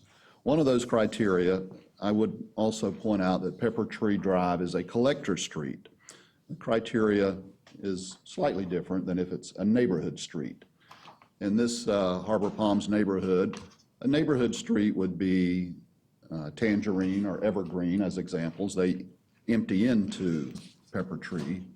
But anyway, one of the criteria is for a collector street that 85% of the traffic exceed the posted speed limit by 8 miles per hour. So the speed limit on Peppertree is posted at 25 miles per hour. 8 miles above that would be 33 miles per hour. However, the data collected indicates that 98% of the traffic on Peppertree is traveling at 33 miles per hour or less. So it wasn't something that was close to that particular criteria. So that's the background. I think the council's pretty familiar with the project. Basically, I would sum it up in that the data does not support the installation of traffic humps on Peppertree Drive. Thank you. This is not a public hearing, but as I indicated at the front, and I wasn't trying to keep you from speaking, but I really wanted to keep it together with this so we can have kind of a little bit of a dialogue, and I also want to read into the record a few of the emails that we got. So I appreciate your patience in waiting so that we can discuss this all at one time. Having said that, we're going to apply the same rules that we do to the Citizens Open Forum, which is we keep it to no more than 5 minutes. You state your name and address clearly for the record, and I will not tolerate any back talk from the audience. You need to be at the podium to address the council. So that can get out of hand, and it doesn't allow us to hear the people. I see somebody, you're already ready. You can run up here if you would like. I don't run very well. I just had surgery on the toe. That's all right, you're doing pretty good. Thank you, council members and mayor, for letting us revisit this very important topic. We really do appreciate it, and we think it's the right thing to do. I am Carolyn Albertson. I live at 1912 Peppertree Drive in Oldsmar, 34677. I've lived there since 1981. I was one of the first on that street, and I'm still there. I'm not sure what that says, but I love it there. I've seen a lot of ups and downs in the neighborhood. Lots of families come and go. Probably right now it's at its best. It's the peak, as far as I'm concerned, of what we have. A good mixture of families, small children, but too much traffic. And I go back to the day before East Lake Oaks was built. It was always a busy road, but it was not the raceway that it is today. And that really is a result of the new subdivision. And at that time, they also reconfigured that intersection at Oakleaf by the SunTrust Bank. And they had no longer allowed a turn left. And that caused everyone then to cut through Peppertree. So while the 25-mile speed limit is maybe not being exceeded. 25 is way too fast. I live right in the middle of that S curve. So I'm the one that's lost the mailboxes, the signs, almost run over walking a dog. It's been horrible, and I don't exaggerate that at all. If you just sit in my front yard for an hour on a weekend, you'll see what we're talking about. I think the neighbors have all done a good job of writing emails and putting out YouTube videos so people can really see what we're dealing with. And it's really about the safety of our children. That street is walked because there's 2 bus stops on it. Time is going to be changing. It's going to be dark. We have 4-year-olds. Who can guarantee what a 4-year-old's going to do when they're on a bicycle or in those little cars? So that's really my main concern. I have no children, so I'm not concerned about mine, but I'm worried about everyone else's. So just one little statistic that I had picked up on the internet that says if a vehicle is going 15 miles an hour and a child runs out in front of them 3 car lengths ahead, they can stop. If they're going 25, they will not be able to stop, and they will hit that child at 18 miles an hour. So that's the difference, 10 miles an hour, which the speed humps will hopefully, according to statistics, they will slow them down by 10 miles an hour. And if that's the case, then we've saved a child from getting hit. And that's all I have to say. Thank you. Thank you. I trust that we will be doing the right thing tonight. Next.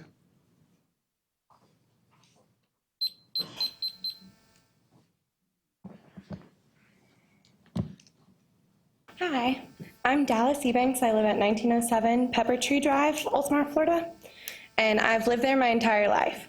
So I want to address what was said in the last meeting that this was brought up about the flashing lights, like the warning signals.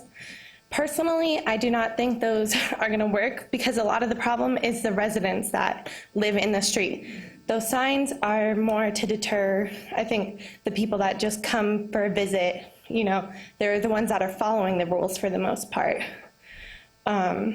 So I don't think residents that drive through there every day, they know the path, they know everything, like they're going to go the speed they want to go, which is why a speed bump or hump is going to force people to slow down, most likely. You know, you're going to be a little bit more cognizant of your surroundings, I guess. I also want to say, just the people that are denying or that don't want the speed bumps, I think their problem is they don't have children or they're worried about their car's shocks and for taking the speed bump. So you could maybe slow down on the speed bump and your car won't have that much of an impact if you do what the speed bump is meant to do. And also going around that curve, because I live right across from Carolyn, like my mom mows the lawn every weekend. She's out there and several cars always come speeding by. Like, for no speed bumps, is that really worth the life of my mother or their children just for the price of 2 speed bumps versus the flashing lights? And I also think you should put more speed bumps, not just one, because there's 2 parts of that curve, you know, an entrance and an exit. So if we could do more than one, that would be greatly appreciated. Okay, thank you. Thank you. Thank you. Next.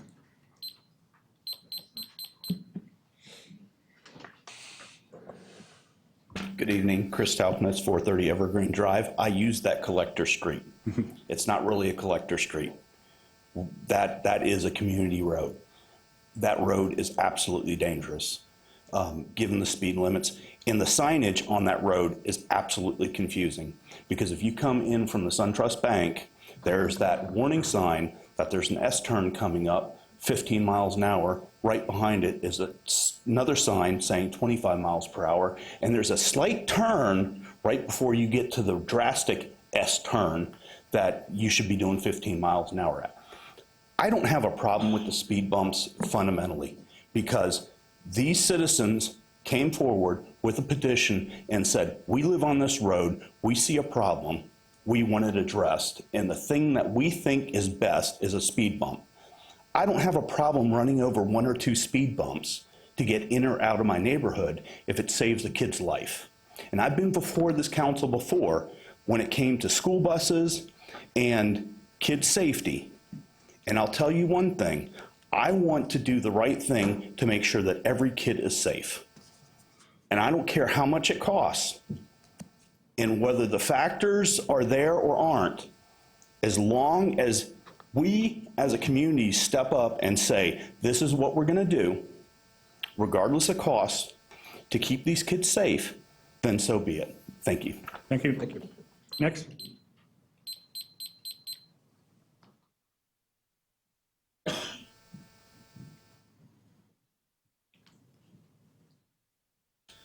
Good evening. My name is Johnny. I live at 1924 Peppertree Drive, towards the west end of the drive there, and more along the straight drag strip of it. And I've been hanging out with a lot of my neighbors throughout the years, see cars all the time speeding. Maybe it is just 6%.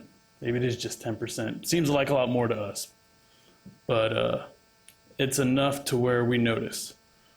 And I have no kids.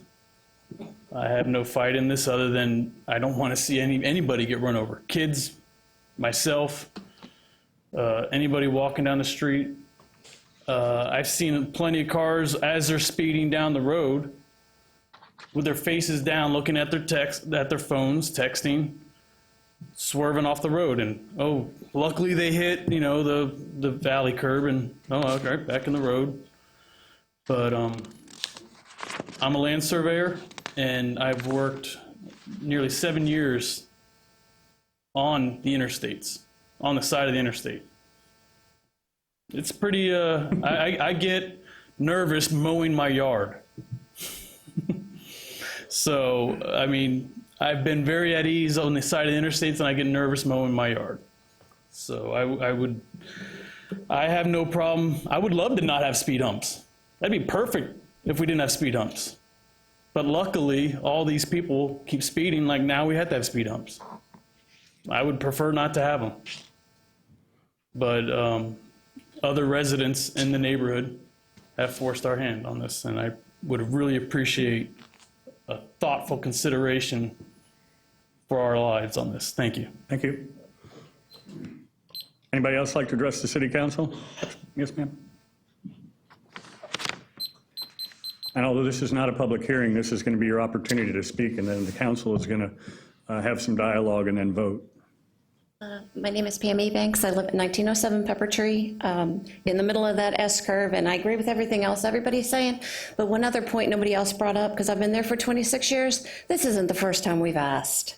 We've asked over and over and over again for any assistance on this road, and we get nothing. So I think at this point, when you have the majority of the people on the road that are looking for assistance, maybe we can get something done this time. Thank you. Thank you. Thank you.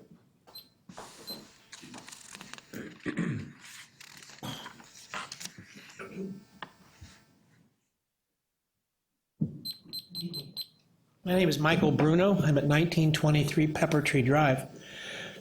I would like to have some consideration made on what Johnny said in the drag strip area from Bayside to the curb.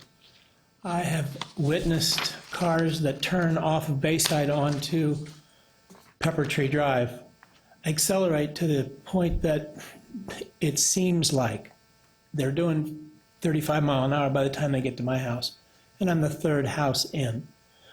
I understand the situation with the first responders, that this might slow them down in responding to any kind of an accident or health issue.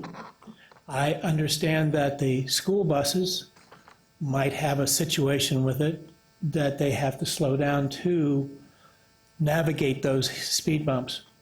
But it would slow them down going into the S-curve. I have been there for 14 years now. I've seen many families come and go, and I see a lot of children there now, and a lot of pets. I also have a pet, pretty well behaved, and he won't go out there. But you never know when he'll get spooked. And I just would like you guys to reconsider your vote that you had at the last meeting. Thank you. Thank you. Anybody else like to address the council? Okay, we're going to not take any more public input, and before we get started with dialogue, we all received these, but I wanted to read them into the record in case anybody watches this at home. This is from Tom Antista, I believe. He says, I live on Peppertree Drive, and I really don't see very many speeders on the road. Perhaps you can lower the speed limit to 15 miles an hour and place a couple of children at play caution signs before you make a drastic modification to our street. Us Peppertree Drive residents would be the most affected with speed bumps, as it would create a lot of wear and tear on our vehicles. If the speed humps, are placed on our street, I would have to find a different route to avoid them. Next item, Bree I'm not sure, Heckman. To whom it may concern, this is in reply to a request for speed bumps on Peppertree. I've been waiting a long time for this. It would be an excellent idea to calm traffic in this neighborhood. My family lives off Tangerine, and the speeding here concerns me in regards to my children and smaller dogs. Hopefully my neighbors would all agree to applying speed humps. Thank you. And then lastly, this is, oh, he says his name. This was actually sent to Dan and then shared with the rest of the council. Hello, my name is Donald Rapp, I think I'm saying that right, and live at 2004 Sheffield Court. I was at the first meeting, I believe. I met you outside, again referring to Dan, after the library. I was not able to make it to the last council meeting, but wanted to input some information which I think no one has reviewed. I would like you to look at which way, east or west, most of the problems occur on this street. The fact is, Mr. Cox told the group that signage is posted both directions. In fact, the signage headed west does not address the S-curve at all. When you enter the drive from the west, the sign addresses the first two curves, and then you hit the problem area without warning. The S sign headed east is always referred to when in fact there is no such S sign headed west. Furthermore, I agree speed humps are a waste of time, and the people seem to make much more out of this than it is. I usually travel this road several times a day, and when any problem seems to exist, it is when I meet someone heading west, and of course that is the way there is no sign for the S-turns. This is a typical problem in the whole community, especially Bayside and the other side streets. People drive up on the lawns without giving thought to the damage they may cause turf or utilities under the ground. A little respect would go a long way in these cases, and no amount of lights, humps, bumps, or other items will ever change that attitude. I hope this saves us taxpayers from wasting money on this situation, other than at least putting the correct signage going west on Peppertree, so there is no surprise when you suddenly have to deal with curves that are not identified going west. Thank you for your help, Don Rapp. Do we know if that's the case with signage? I don't know. I've driven that a lot. This week, so I'm not sure. Okay. I think Chris just pointed out there's a sign if you're westbound. He mentioned the SunTrust Bank, so. Okay. Maybe we can just double check that and see that it's at least properly marked. And Tom, am I allowed to make a motion, even though I was on the losing side last time? Yeah, that's not an issue any longer. Okay. Is there a motion on the floor right now? No, there's not. I just wanted to read these before we get into dialogue. So we can make a motion, and if it gets a second, and then we can have dialogue before we go to vote. I'd like to make a motion to install the requested speed humps on both sides of the curve. 2 speed humps. Yep. I'll second that. Okay, we got a motion and a second. Discussion? I'll start at either end. Personally, I feel like the residents, most of them, have been for the speed humps.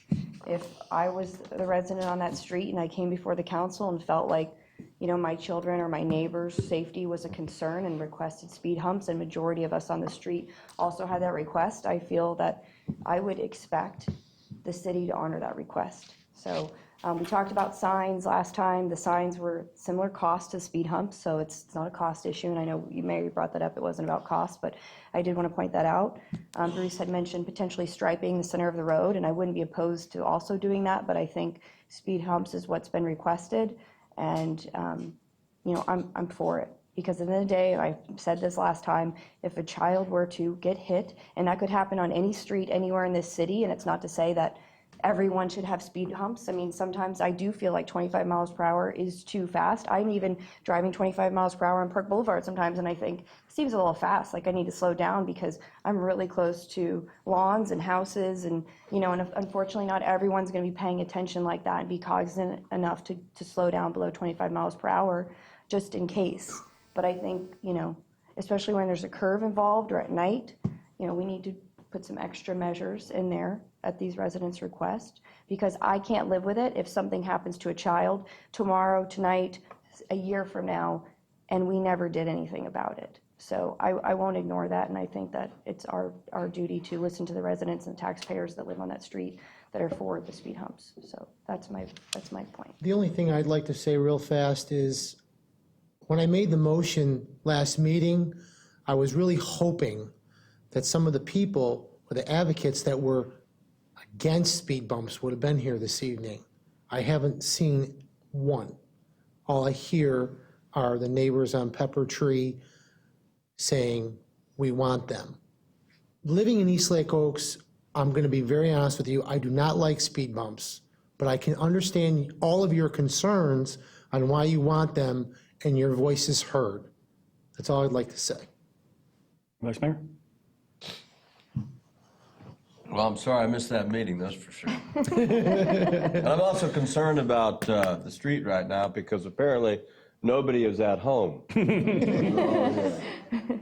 Well, I commend you for coming out. I think when a bunch of citizens come to us and express their concern about safety on a street, it's one of those that's a no-brainer. It's what we're here for. I do want to raise the question a little bit, and that is, is this the best vehicle to fix the problem? And I'm not necessarily talking about blinking signs or whatever, but I do have a little concern if we're not fixing the problem. And I don't know the answer to that. I mean, there's a concern with people going around.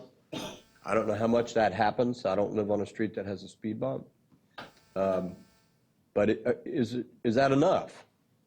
I'm just raising the question that, let's fix the problem, or maybe it's the starting point, and if it's not, we come back. Unfortunately, to your point, though, the calming study did not support speed humps at all. So I wouldn't say that we have any statistics that come back and say, oh, we need speed humps plus something else. I think it's up to us to decide because the study. Gabby, I couldn't agree with you more. I mean, that was my point at the last meeting, and that is I think that policy is the right policy. I think the wisdom of the council to put it in place. I think the execution of it should be a little different. I think we should use that as a guideline giving our staff a guideline. If the citizens go through that process, the professionals get involved, they look at the numbers, it supports it. I don't think we should put our citizens to go through any more stress or drama to come onto a council meeting. If it meets it, I don't see why a council would even talk about it. I think the staff would just approve it and do it. I mean, it's kind of like it's pre-approved. They've got the ability to do that. However, when it doesn't, then it comes onto the council and we have to look at it on a case-by-case basis. And I would say this,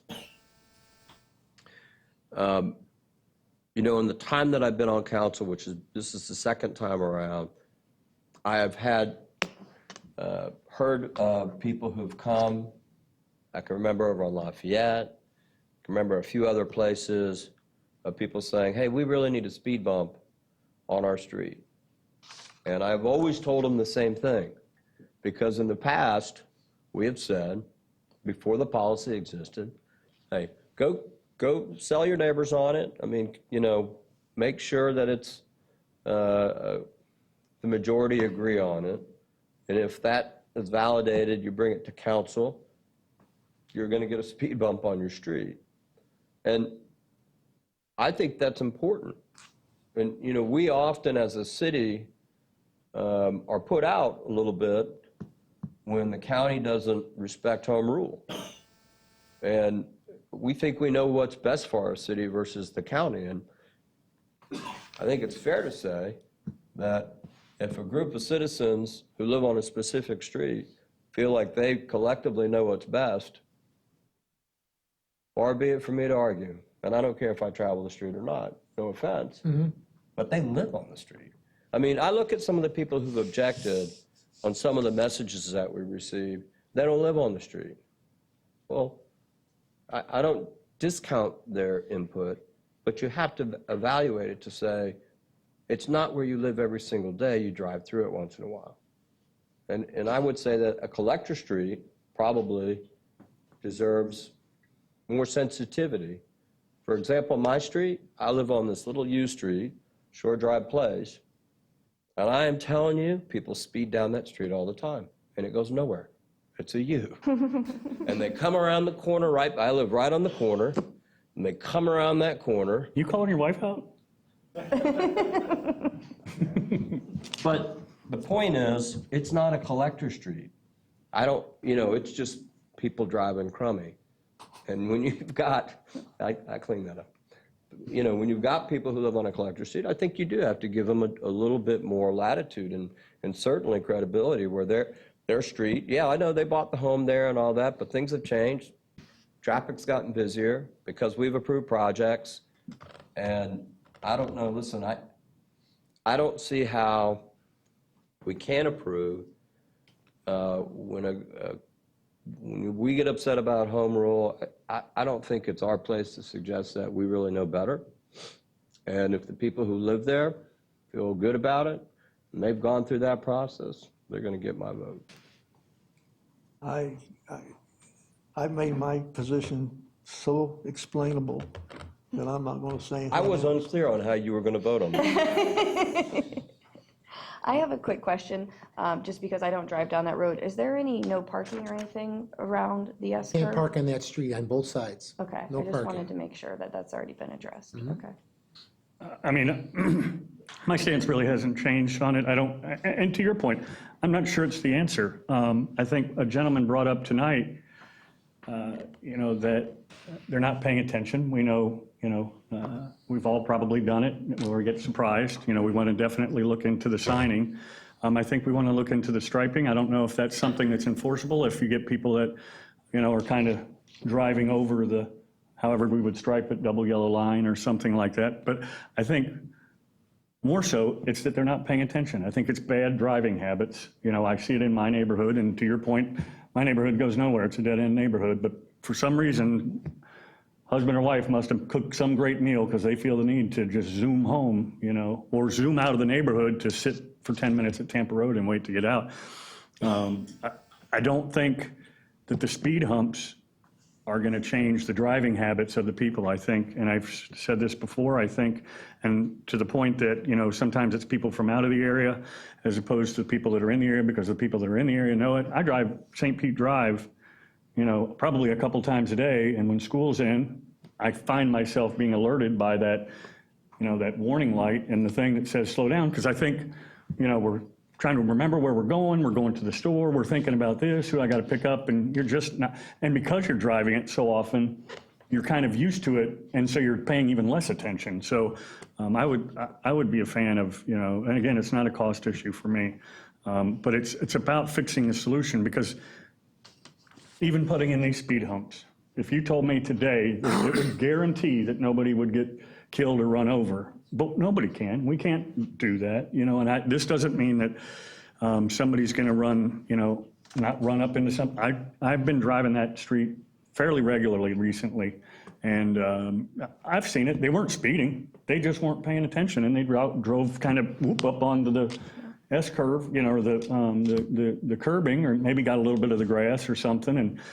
And I know when we left the last council meeting, I kind of drive mine the same way I think I see a lot of people drive Peppertree. You drive it to try and make it as straight as you can. So when you're going west, you kind of hug the middle, and then you cut, like a NASCAR, and when you're coming east, you hug the other curve. And obviously, unless somebody's coming, I caught myself doing that in my own neighborhood, doing that, and I see that a lot. And I don't think speed humps are going to keep people in their lanes. I think, and I've heard this several times, that it's again, the bad driving behavior. It's people driving, like I mentioned, maybe not paying attention, and all of a sudden another car is opposing them, they may overreact. And I don't think the speed humps, maybe fix that. I don't know if there's some other calming solutions that we could do the striping. I don't know if curbing is an option along that road. I don't know. That's a I drainage just have to issue. say, from a speed hump perspective, though, I mean, I've caught myself like being distracted. And I remember I was driving through West Chase one day, and I hit a speed hump, and it was like, I was paying attention real quick Yeah. because I was like, I didn't even realize that was there. Yeah. You I will think it you could will help a pay little attention bit. to a speed bump. I'll guarantee you. It may be a little late, You will pay attention to a but speed bump. I was But waiting. it doesn't fix the bad driving habits. Well, no, but But it it slows certainly it down. slowed The me problem, down. and this is one of the problems over there. I think, I'm not 100% it fixes it, but it certainly is going to have an impact on it. And the challenge, in my opinion, over there is kind of a combination. Hey, I think the speed limit's way too high to go through there. I went over there after hearing what the stats were, and I went through it about 30 miles an hour. To match up with that, report, that is not safe. That is not safe at all. And I was purposely thoughtful thinking about it, and that's not safe. And the 15, which I did not realize until Bruce and I had a meeting and we're talking about it, that 15 is almost like a suggestion, like a warning, you should slow down to 15, but the speed limit doesn't slow down to 15, right? So it's, law enforcement, if they were there, they couldn't even give a ticket for it. It's not enforceable. Right, because it's not enforceable.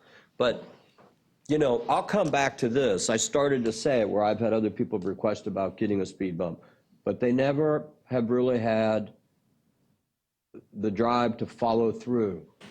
I mean, they didn't see it as such a problem that they actually went out on the weekends, knocked on doors, and, because if someone does that, look, we're sitting up here saying we don't really know the answer, but those people over there knocking on the doors, they're getting up. That's how strong they feel about it. That is the answer.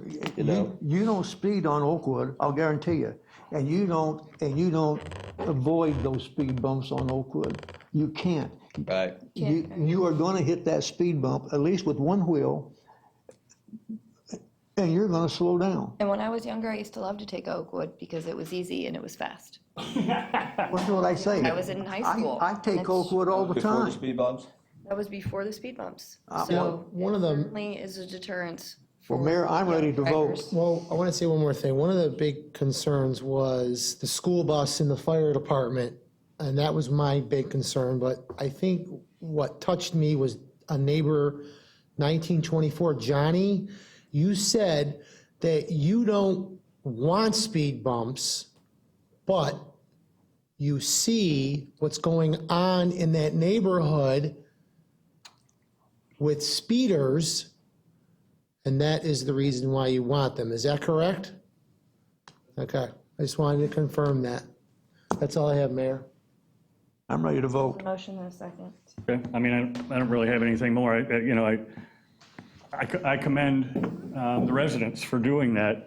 I'll use another resident that came tonight, Bay Bright, and we've heard this argument a million times about, they don't even have sidewalks where Babe lives, and the kids walk in the street, and she could get petitions till she's blue in the face, and Hillsborough County is not going to put the thing. So I mean, Right, and we're not Hillsborough. yeah, I know we're not. I'm just, I understand that, but Mr. Mayor, I understand that.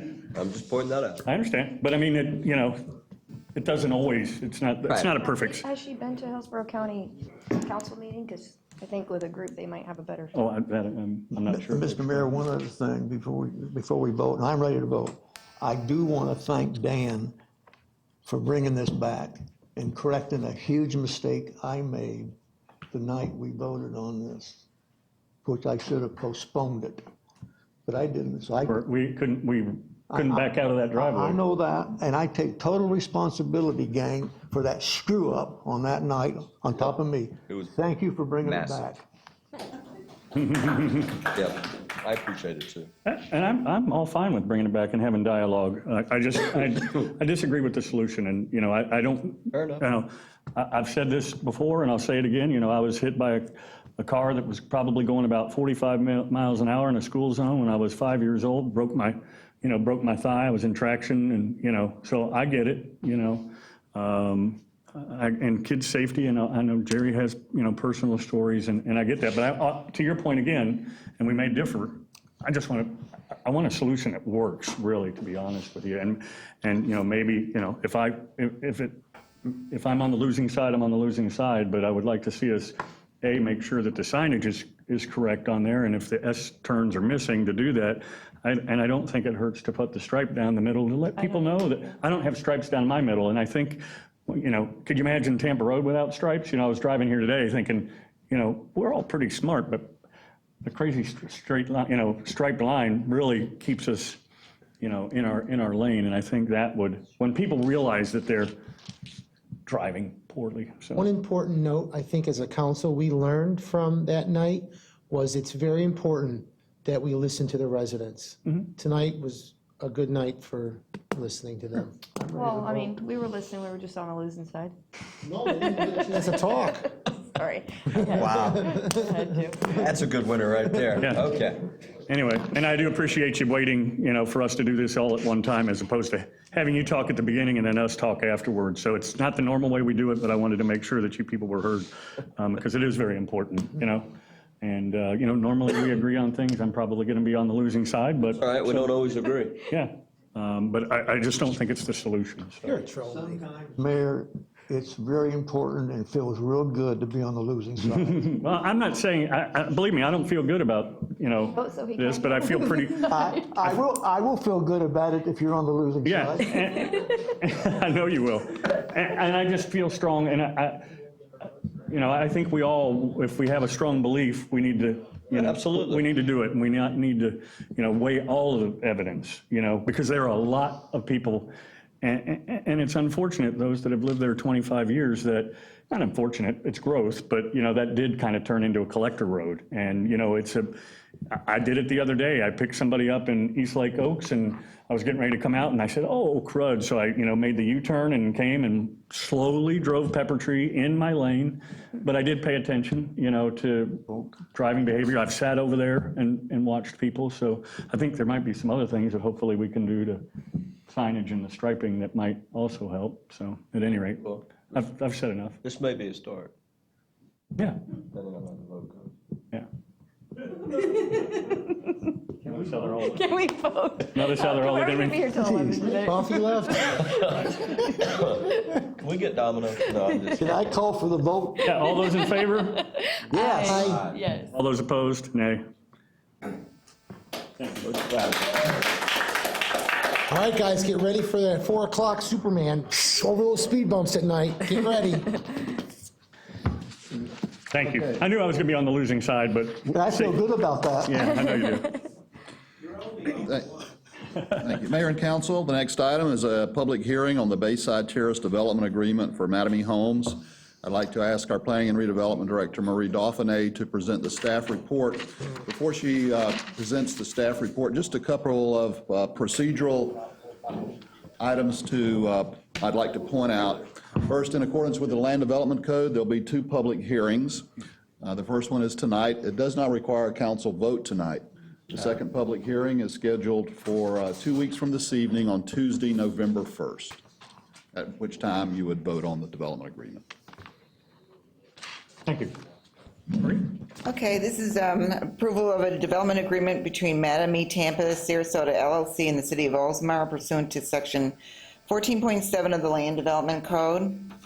The property is located in West Oldsmar, and it was annexed into the city in 2006. It's approximately 24.21 acres.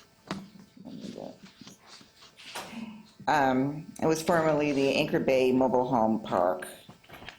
So the proposal or the development agreement includes a request by the developer to develop the property with 164 single-family attached townhomes, excuse me. There'll be private roads, an amenity center, docks, open spaces. And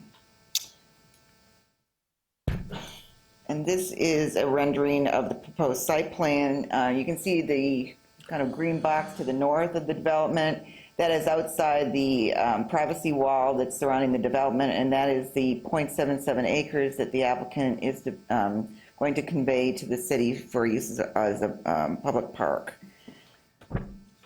Components of the development agreement are access and maintenance easements will be required for public utilities.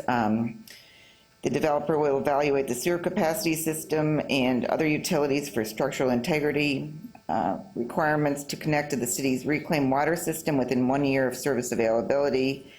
And as I said, convey, that's not spelled correctly, the 0.77 acre site to satisfy parkland dedication requirements, as well as development of recreational amenities to be used by the residents, and they will pay a parkland dedication fee. And the applicant will also construct a decorative wall with enhanced landscaping along State Road 580, consistent with the Board of Adjustment variance that was approved previously, I think it was in June. So the staff recommendation is that the City Council approve the development agreement with Mattamy Tampa Sarasota LLC for a single-family attached townhome development. And on October 12th, the Planning Board recommended approval also. So are there any questions from the council? I don't have any at this time, no. Anybody else from council? No, understand. No. The applicant and the applicant's representatives here, if you have any questions of them. You have anything to add? No, sir. I do have a question. Okay. Of the applicant. Okay. Good evening, I'm Ed Armstrong. I'm an attorney at Hill Ward Henderson with offices at 600 Cleveland Street, Suite 800 in Clearwater, Florida. I represent the applicant. Please. Ed, how are you? I'm doing great. How are you, Eric? Good. It's been many years. It has been, Mr. Beaverland. I've missed you. There's one. There's one. There's one. Being it's him, do you know how that makes me feel? Good. I did have a. You made his night. That's it. Jerry, if you keep on council long enough, sooner or later. Let that be a lesson to all of us. Let me tell you something he did one time. No, this is good. I was on the Pinellas Planning Council. Sorry, Ed. Sorry, Ed. That's okay. That's okay. On the Pinellas Planning Council. And there was an approval to move some utilities. And so I asked everybody, and the staff was recommending that you move these utilities because this subdivision wants to be built. And I said, well, just what utilities do you want to move? Nobody knew. And I said, let me tell you people something. That particular thing in there could be dangerous. And he caught it in the newspaper, and I turned out to be right, didn't I? You were. What you did, I recall, is you were able to convince the PPC to continue the item. That's right. To get additional information. We got it, and when the facts came forward. Tell them what utilities they wanted to move.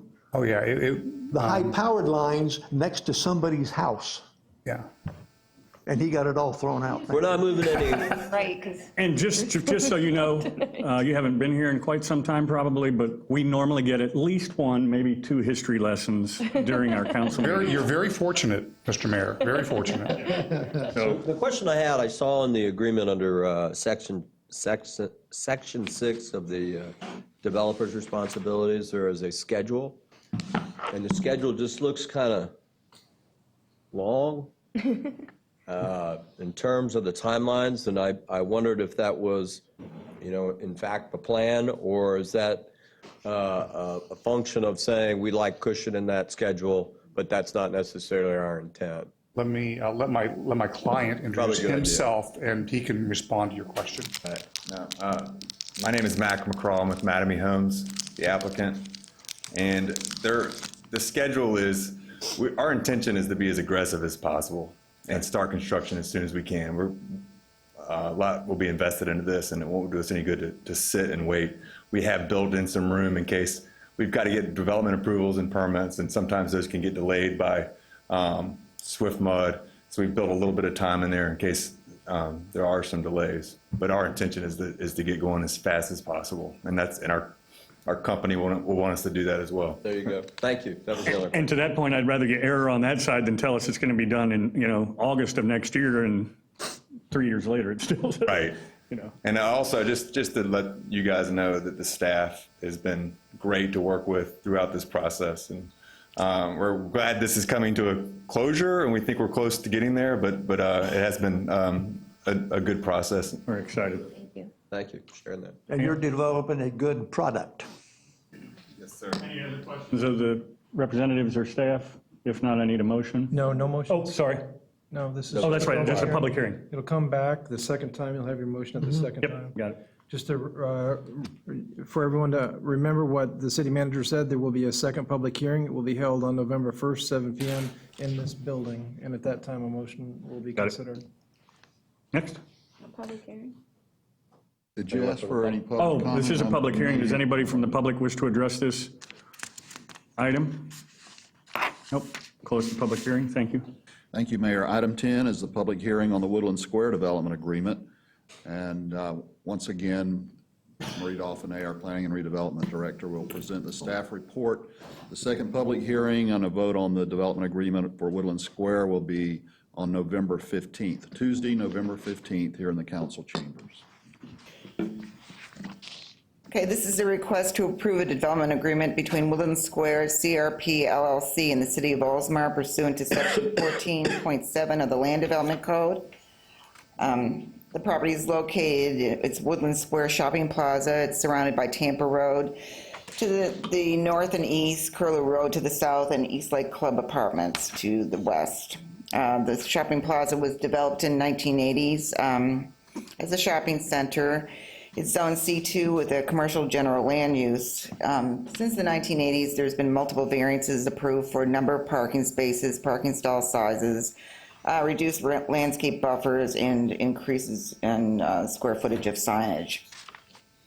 So the owner of the Woodlands Square Shopping Plaza proposes to demolish 23,432 square feet of a portion of the west side of the shopping plaza and construct 23,932 square feet, which will be for a grocery store and other tenants. They'll also construct an 11,000 square foot retail building in the middle of the parking area.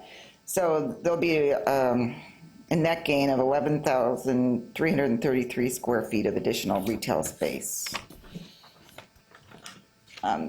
This slide shows the reconfigured and additional parking that's shown in green. The red shows the reduced parking stall sizes to 9 by 18. So that's about 25% of the whole parking spaces within the development. So you can see it's really not in the center of the development.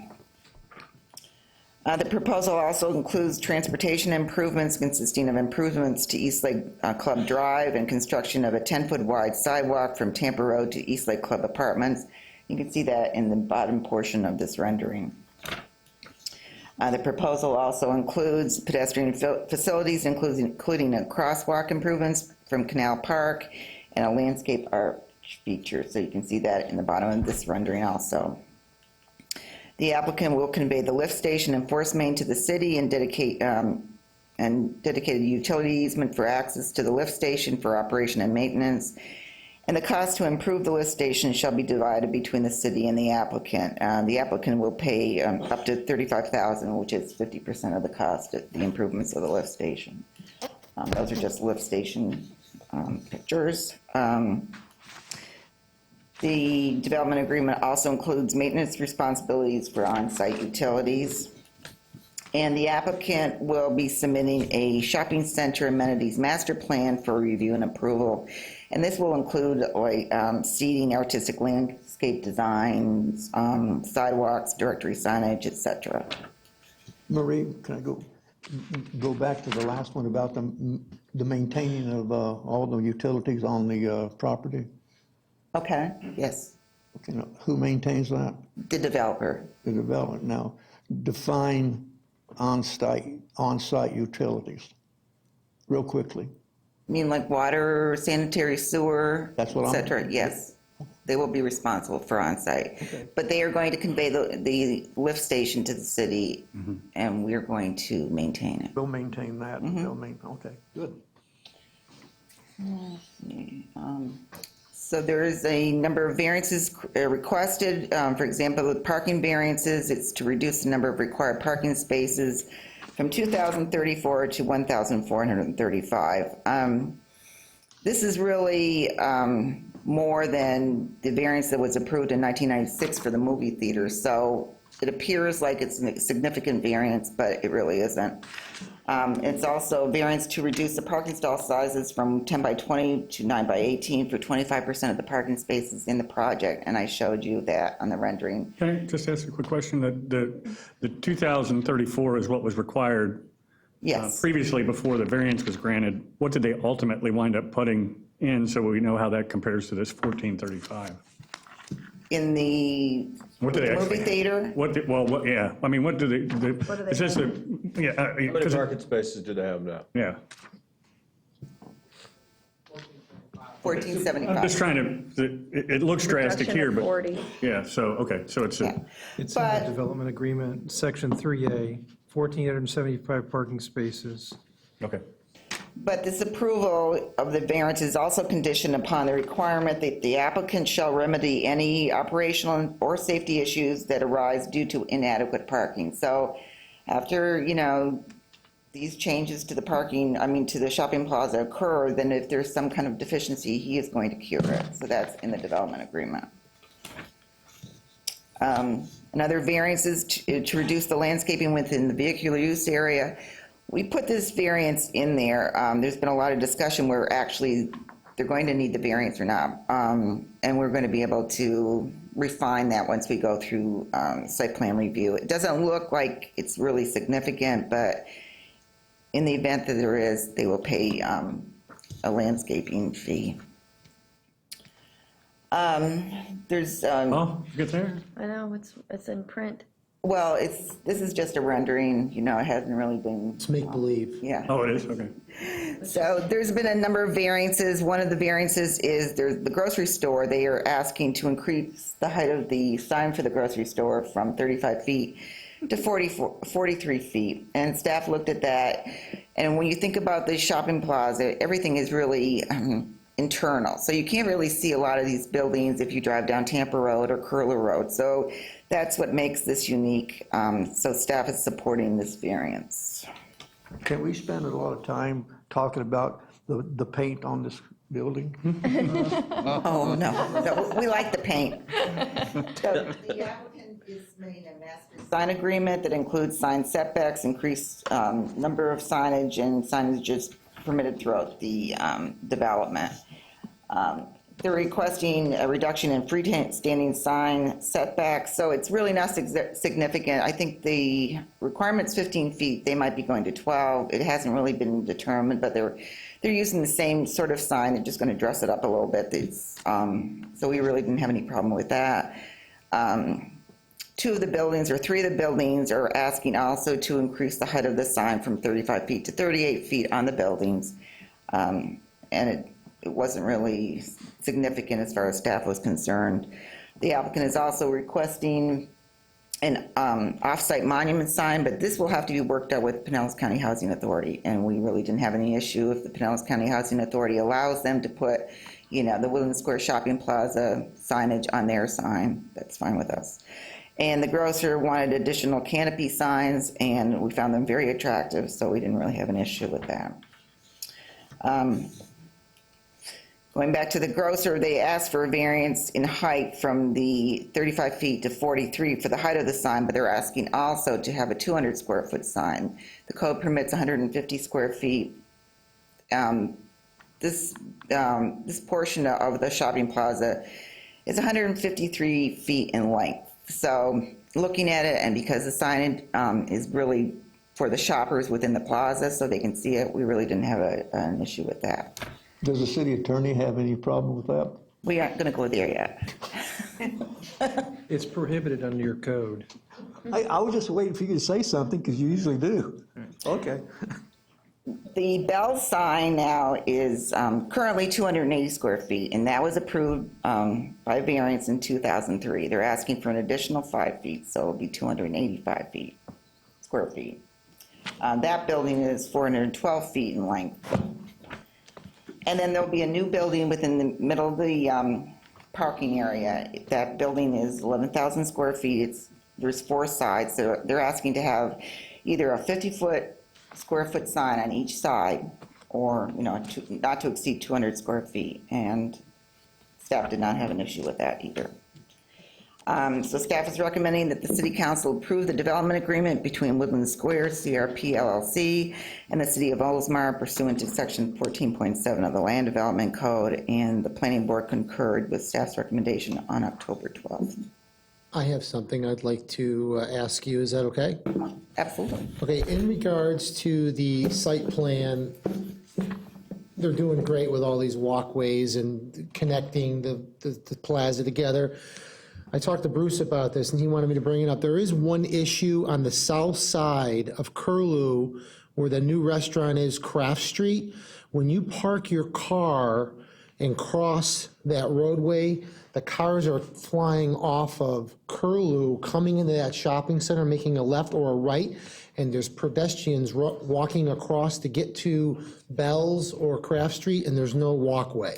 That has already been addressed. Actually, the planner in our department, he rides his bike, and he brought that to the attention of the developer, and I think they can address that further with you. Yeah, that would be great. That's the only issue that I see with the site plan.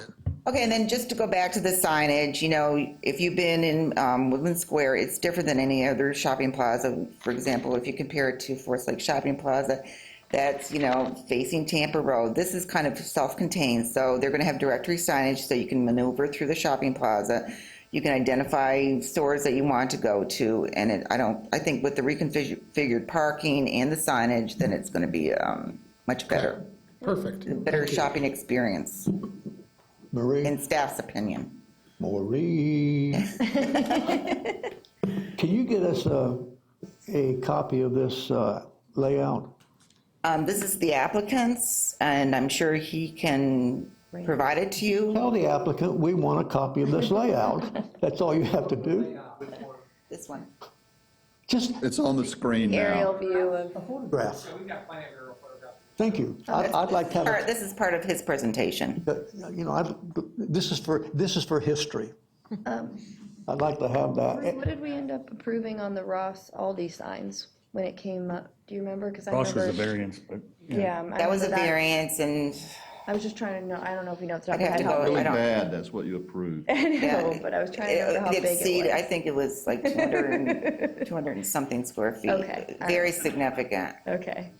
But, we went on Google Maps and we drove, by the shopping plaza, and really even the Bell sign, you don't really see it from Well, the the roadway. setback is so far, and even with this plaza, I mean, if you don't know it's there, Well, you can't without a see- significant size sign, you may not. You can't see any of those signs from Tampa or Plus, it's Curlew. elevated, so. And the concern was that, other developments are going to come back to the city council and ask for variances. But this is, this is under a development agreement. They'd have to go through this, and there would have to be special circumstances. It's a case by case. My only other question is, when can we officially announce that Earth Fair is coming to the city? Well, I was in a hypothetical store like that down in Seminole, and it was hypothetically very nice, so. Yes. It was. Well, the applicant, his representative are here, and I think that he would like Okay. to show you additional. I mean, it's official? Is it? It's- There's no backing out? I just want No, any more questions for Marie? No. No. David Smith, 401 East Jackson Street, 33602, with the law firm of Stearns Weaver Miller. I'm not a lawyer, I'm a planner. Here representing the owner and the developer of the center. We're here to answer any questions you have. One of the questions, when can you announce the grocer? As soon as we have second reading and get approval, then the announcements can be official. But until we get that, there's some contractual agreements that keep that under wraps. Okay. But we do have a graphic representation of what it might be. Well, this is going to be on TV in 2 days already, so. That's why we didn't mention People their are name. going to have their. Okay. But we're here to answer any questions you may have. But we do appreciate your time. We're really excited about getting this project going. Matter of fact, the client has already initiated CDs, construction drawings, because he has tenant demands for this space. And he's gone ahead in advance and tried to get going so that as soon as he gets approved, this will start being a reality. There were a couple other, I guess, significant tenants. Have those progressed as well, I think?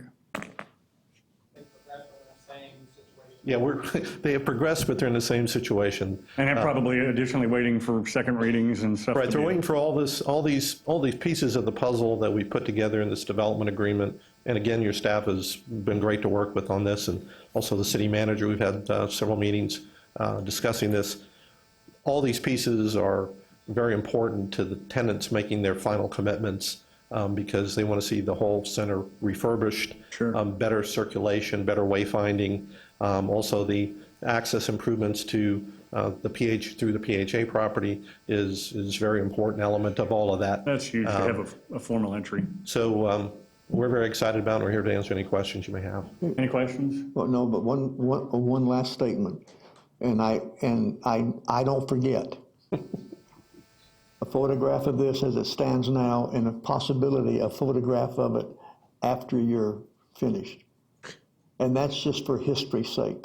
We'll get a photograph every month. Yeah, matter of fact, we'll give you progress photos, aerials. That'd be cool. I have a comment to make, and it's just, about 3 years ago, I sent a site proposal to Earth Fair for our former Winn-Dixie Plaza, and it was because in the Tampa Bay Times, they had mentioned that Earth Fair was looking for locations in Tampa Bay, so I wanted to jump on it, and I have the email still, but I do recall that the person that wrote me back from Earth Fair said that they were looking at 2 locations in Tampa Bay that were not in Oldsmar, but that were convenient to Oldsmar customers. So I'm glad that they finally have come to their senses to consider a location here within the city. Hypothetically. Hypothetically. They probably read your email, I'm sure. That's what it is. But don't worry, she's not in commercial real estate. Gabby did do You're all this. good. I have a. He did do this about 3-4 I years have a ago. question. From the time that you get, assuming that you do get approval, what's kind of the timelines for like a start? What's it going to be like impact-wise in the center while it's going on? Is it going to be kind of a shutdown? You're trying to phase it? And when do you anticipate that it'll be completed? Okay, good evening. My name is Mark Van Dyke with Ram Realty Services and Palm Beach Gardens. Good to see you tonight, and thank you for hearing us. The schedule is, like we've been discussing with staff and the city manager, upon approval on November 15th, we plan on submitting for building permits for the Earth Fair, and we intend on demolishing the 2 existing retail buildings to accommodate the grocery and the future parking lot on January 3rd. So right after the holiday season, there's already plans, there's maintenance of traffic discussions going on as we speak with the tenants to make sure that as we start demolition and rerouting traffic, and everybody wants us to do that immediately after the holiday. So the plan is to start demolition in January, start vertical construction in February, and have all the tenants open by this time next year, or close to Thanksgiving. Now remember, as I do, Eric doesn't forget either. That's the plan. I just have a question, and government agencies obviously are different than private development, but do you, as part of the construction process, do you repurpose or recycle any of the materials that come down when you do demolition? I'll have that answer for you at the next meeting, but I believe our contractor is working with the demolition company that, the steel joists in the 2 buildings will be salvaged. The concrete gets crushed and either goes to the landfill or to a construction facility where they can grind it and use it for repurposes. Okay. I mean, we did a lot of repurposing with this, and it's amazing how much, with drywall and different things that are in there that you can kind of repurpose. But again, we're a government agency, so. But thank you. That's all accounted for in the bid. When they bid it, they go in and look and see what they think they can salvage. Salvage and make more money, so. Okay, any other questions of the applicant? No. No, it's massive. And, we said this about the Forest Lakes Plaza, and it's nice to see these old plazas kind of come back to life again and, be rebirthed, and nice that people, have an interest in our city still. So it's exciting for us, when they did the Forest Lakes Plaza, they're now over the required occupancy for the majority of those that were getting a break, so it's filling up, and we're excited about the one here. Any ideas what in the retail in the middle? Have you got any ideas? Is that We have going to be? a national tenant identified. We're going through the same negotiations to finalize that. Is it just going to be? Is it just going to be one? Right now, it's a single-purpose building. Okay. In the parking lot, there's especially grocer, and then there's 2 additional national tenants we're finalizing agreements with for the former Office Depot Good. box. Are you able to say what, like, industries they would be in? I'm just curious. No. Okay. He's tried all, You try to get it. all night long, these people up here have tried to get you to commit. The last haven't 3 committed. months. You haven't committed, that's good. Any other questions, the staff or the Thank you. applicant? This is a public hearing. Does anybody from the public? Yes. Oh, yeah, and Marie just reminded me, part and parcel with the redevelopment, and it's been 11 months. I first met with staff last November, so we've been negotiating with multiple national tenants, along with the grocery, for the last 11 months to make this happen. So it's all coming to fruition, hopefully in the next 30 days. In part of, assuming we get approval, AMC as well, we've negotiated for AMC to stay more long-term. We've incented them to stay long-term, and they've committed to also upgrade their facility. Their plans are actually in your building department right now for review. So there's a lot of synergy going on within the center that hopefully next year at this time, we'll all be proud and happy to say we made it through the redevelopment of the property. AMC is one of the most highest, Oldsmar's AMC is one of the top. It is. Yeah, attendance-wise, yeah. Yep. Thank you. We had somebody that wanted to comment. I don't know if it's for us or the applicant. State your name and Hey, I'm address. Johnny, 1924 Peppertree, and I don't know, kind of both of you. My concern is two things. I frequently ride my bicycle, either along Curlew or up Tampa Road, like up to either into that plaza or up to Boot Ranch Plaza, and it is very dangerous coming if you're on the east side of the property, on the north side on Tampa Road. That exit right there, on the right side of it, there's a sharp jog in the sidewalk, and there's some vegetation blocking the view. Big hump. Yeah, and Not it's a just speed bump. no, it's not a speed bump, but it's it's the sidewalk along Tampa Road makes a sharp jog, and there's vegetation blocking the view, so cars coming out of that plaza don't see bicyclists. And that's just something I'd like to see addressed. And a lot of the sidewalk along Tampa Road, it's very narrow. It's kind of falling apart a little bit. It's very dangerous. A lot of the exits there, cars coming in, cars coming out. It's getting very busy. That's another thing I kind of would like to see addressed. I don't know if it's possible to redirect traffic. I highly doubt it's possible. Well, to your point, what's going to be convenient about this, and they could address it more on the west side of the movie plaza, those buildings that used to be Beef O'Brady's and Sands and all that, those are coming down and going to be parking, and then that's going to connect to the drive aisle at the light. Okay. So hopefully that'll take some of that traffic and move it over there, because I go in and out of that plaza a lot. Yeah, coming south on Tampa Road, cars, I see them all the time nearly getting in an accident because you have to almost come to a complete stop to make a right turn into that plaza. Oh, yeah. Yeah. And, I really wanted to bring up the bicycle issue. I don't think people really notice that unless you actually rode your bicycle there. Yeah. And if we can get rid of all the darn speed humps in that parking lot, that'd be great. I like him. The vegetation at the driveway. Touche. There's one driveway, it's adjacent, we don't own the property to the immediately south of it. That may be the one he's talking about, but we'll take a look at it, and so we can improve the. Yeah, as you come out there at that easternmost exit there, that's pretty hairy coming out of Will there. it be still that high when you have to pull into that entrance? Like he's saying, when you have to pull into the movie theater, if you're coming from the north, I mean, you almost do have to get into a dead stop just to pull up that hill. I mean, is that going to change at all? That does not entrance? change. Okay, all right. Okay. Because that is Any challenging. any other public questions? Yes. Tony has Tony? one, I wondered why you were still here. yeah. Actually, I was here for the Bayside Terrace. Oh, okay. That's exciting too. I'm speaking on behalf of my husband, Name and address just for the record. Tony Gross, 711 Santon Leaf Avenue. My husband would just love a fitness workout place here in Oldsmar. 'Cause I think we had a small one, but I don't think we have something like Planet Fitness or something. We do have a fitness facility in the. Anytime. In the plaza, it's right next to On the you. side. It's on Curlew.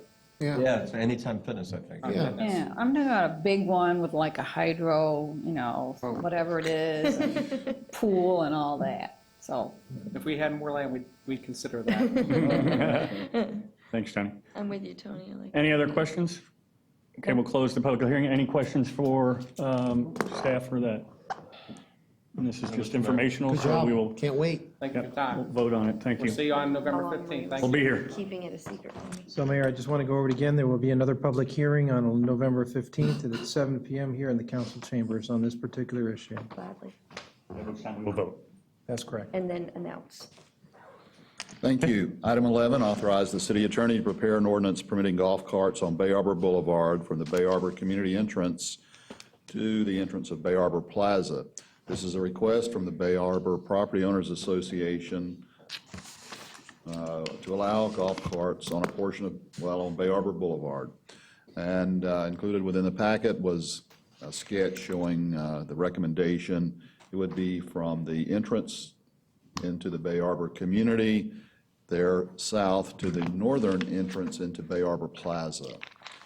Golf carts are regulated in the code by ordinance, so if the council wishes to move this forward tonight, it would be appropriate to authorize the city attorney to prepare an ordinance permitting golf carts on Bay Arbor Boulevard from the community entrance to Bay Arbor Plaza. And just for disclosure, I live in Bay Arbor. This was not my ask. This was an ask of a resident, and we have several that have golf carts. And originally, I think I had said, to Tampa Road, but there's really no point in going beyond that island there because they can't obviously go out on it, so it would terminate right there at the entrance. So I inquired with Bruce. Bruce indicated that the resident needs to bring it up with the homeowners association. If the homeowners association is accepting of it, then they approach the city, and that's where we are today. So just for disclosure, that was. Mayor, I'd like to make a motion to approve. Second? Got a motion and a second. Any discussion? Discussion I had was I saw that it wasn't going to include the area from the gate to the entrance of Tampa Road, which on the diagram, it says it would only be within Bay Arbor, not outside of Bay Arbor up to, say, Oh, no, that's what this is for. Goes up to the This is plaza. for. It goes to the gate to the From the exit. gate Yeah. up to the Up to the that side nose, entrance. up to the northern. not all the way up to Tampa Road. Not up to Tampa Road, Yeah, but up because to, obvious, but I'm assuming, will those residents still be able to reach the restaurants? yeah, it'll terminate right, Okay. it'll terminate right at I the. just wanted to make sure. Because there's really no need for them to go beyond that driveway into there because Yeah. they can't go on Tampa Road. Yeah. And within Bay Arbor, they're private roads, so we regulate that. Right. So it's Yeah. for that segment. Then so. I'm good with it. Any other discussion? All those in favor? Aye. Yes. Yep, 5-0. Okay, thank you. Authorized. The next item, consider adoption of Resolution 2016-16, an inventory list of municipally owned property that is appropriate for use as affordable housing.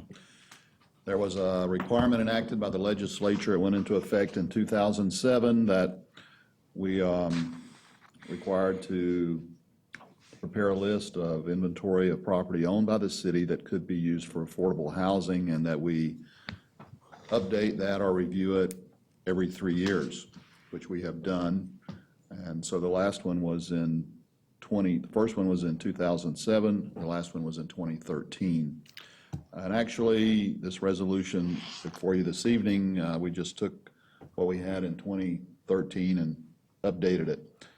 The property listed here, there's really only one piece of property. It is owned by the city, and it's on the north side of Hayes Road, across the street from Hayes Park Village.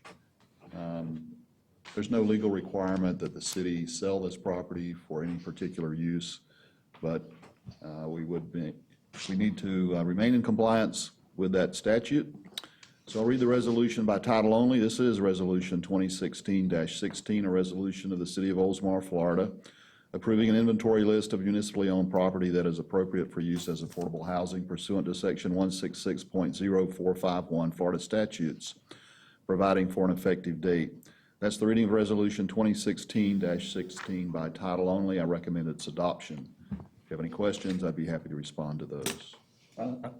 Motion? Second? Second. Motion and a second. Any discussion on this item? Nope.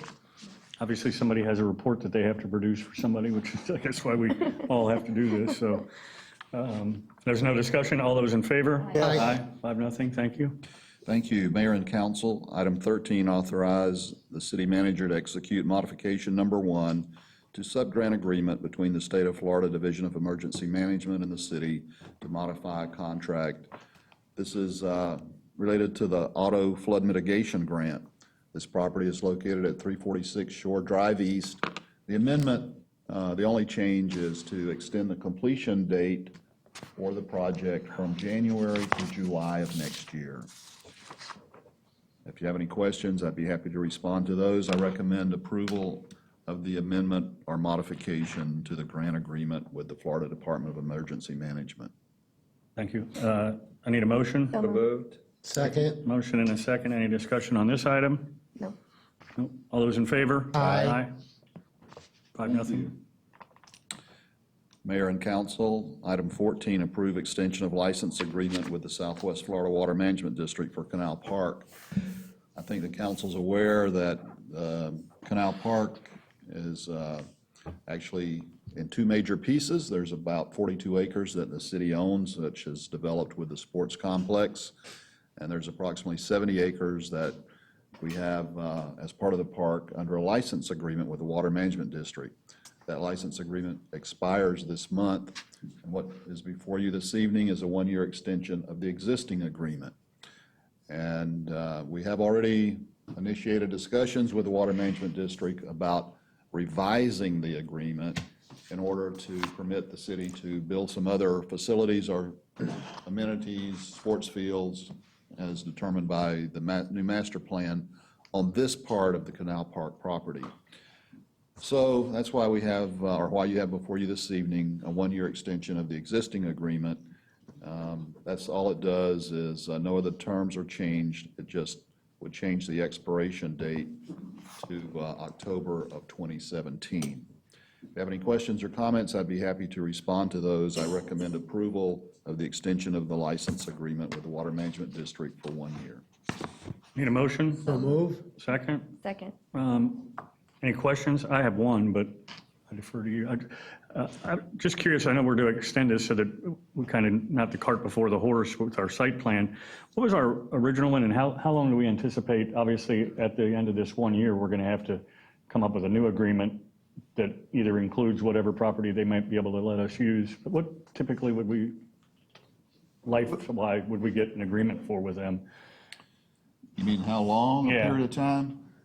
Well, this one was for 20 years. Okay. So that's probably what we're looking at on a new agreement. Okay.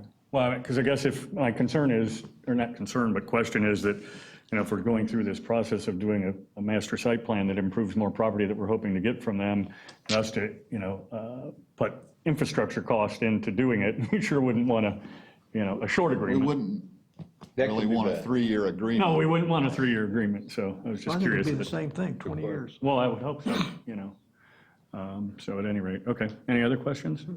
All those in favor? Yes. Aye. 5-0. Thank you. Mayor and Council, item 15, approved sale of beer and wine for Veterans Day concert at Orioles Park. This is a one-time event. The concert is rescheduled from Labor Day weekend to celebrate Oldsmar. You probably recall there was some inclement weather that weekend. So that is our recommendation, that you approve the sale of beer and wine for the Veterans Day concert at Orioles Park. That would be Friday, November 11th. Mayor, I'm going to have to be probably at the back end of a vote on this. Okay, well, let's get a motion first. So moved. Second? Second. Motion and a second. Now discussion? I just don't think Veterans Park is a place for, We're not doing beer and wine at Veterans Park. Veterans Day, it's not a. Veterans Day. hey, We're doing it at Orioles Park, where we have a band shell for music. wait a minute. It's going to be Friday night, and there's only one band, right, Len? Right. Well, where did I get it was going to be at Veterans Park? Well, we're having the Veterans Day ceremony down there, and then we're coming up there and we're doing the unveiling of one of the walls, and then the concert, I believe, starts Evidently, at I 6. wasn't paying attention. I asked you that, Bruce. How did I get that? That's it, blame Bruce. I Yeah, don't know. It's on the agenda, a concert at Orioles Park. It's very yeah, it confusing. says right there. Should be reviewed the way it's written. Approved sale of beer on Veterans Day at Orioles Like, I Park. don't know what's going on. Wait, that was way before this. All right, I think it's, I take it all back, It's Dan. pretty clear on the agenda. I know I'm getting old, but I ain't that old. All right, motion and a second. Any other crazy discussion? No. All those in favor? Aye. And just for clarification, we would have had beer and wine at the previous one. Well, we did have beer and wine at the previous one anyway, so it's, We got rained out. yeah, we just got to kind of, all right, thank you. I thought Bruce was wanting to make this an annual event. One-time event. I guess not. That's all I have, Mayor. Thank you. Thank you. City Clerk, do you have anything? Nothing. How many days till the election? 20-something? My TV will finally stop smoking. City Council, consider canceling the second regular meeting in December. Doing this at this time so that staff has enough time to prepare for the November or first meeting in December. Those are the things that are time sensitive. I make a motion. I second it. What is your motion? Could you say what the motion is, please? Motion is to do away with that second meeting. Okay, got it. Forever? I got a second. Motion and a second. Any discussion? All those in favor? Yes. Aye. I'm going cancel. Oh, boy. Next is comments by council members. We'll start with the history man down there at the end. I want to thank you all for who you are. Thank you. You got something on TV tonight at 10 That was o'clock? quick. Yeah, he's on Pawn Yep. Stars. Councilmember McGee.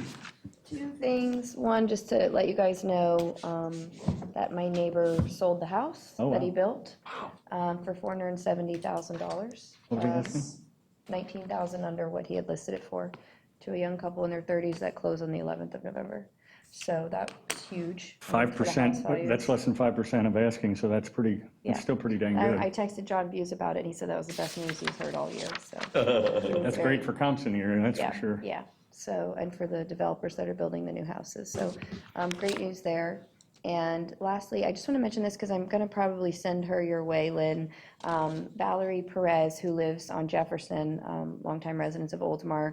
You guys might be familiar, many, many years ago, they lost their daughter to mitochondrial disease, which is a very rare disease at the age of 6 years old. Her brother-in-law also happens to be my boss for Cisco, so it's kind of interesting connection. But they live around the corner from me, very, very nice people, and they also have a son. And they used to play a lot with their daughter in Ariel Park. And they recently had the idea, my manager brought it to my attention, that they were talking about wanting to create a butterfly garden in her memory. Her name is Lola. In Ariel Park, which is where she liked to play. I, of course, love the idea, but wasn't sure where I should send her, and I talked to Bruce a little bit about it, and he suggested potentially Leisure Services Board. So I'm going to just give her that guidance and wanted to give you a heads up, Lynn.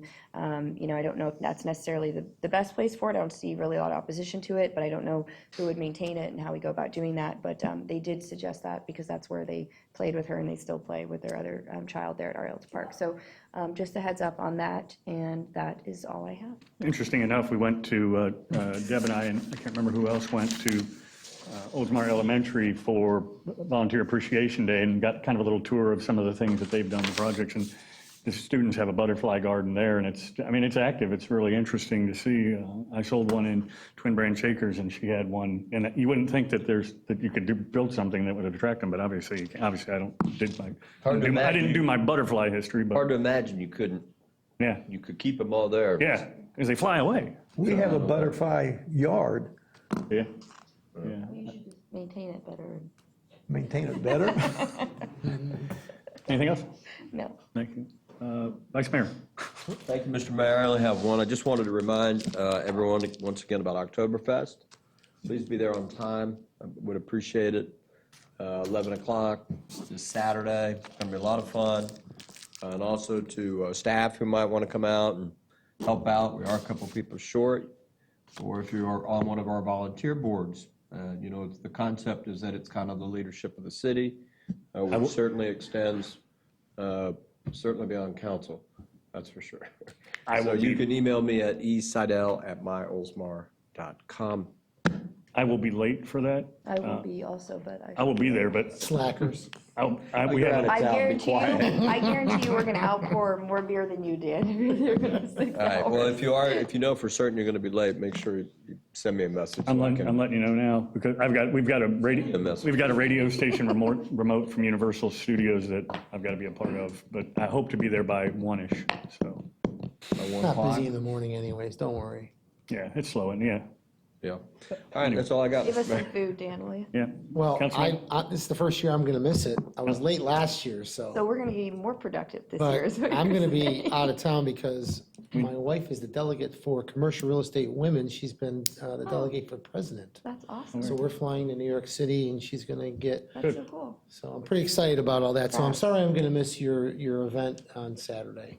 Comments? It's not, one other thing is you mentioned it with Terry's award that our time capsule closing is going to be at 5:45 the night we light the tree.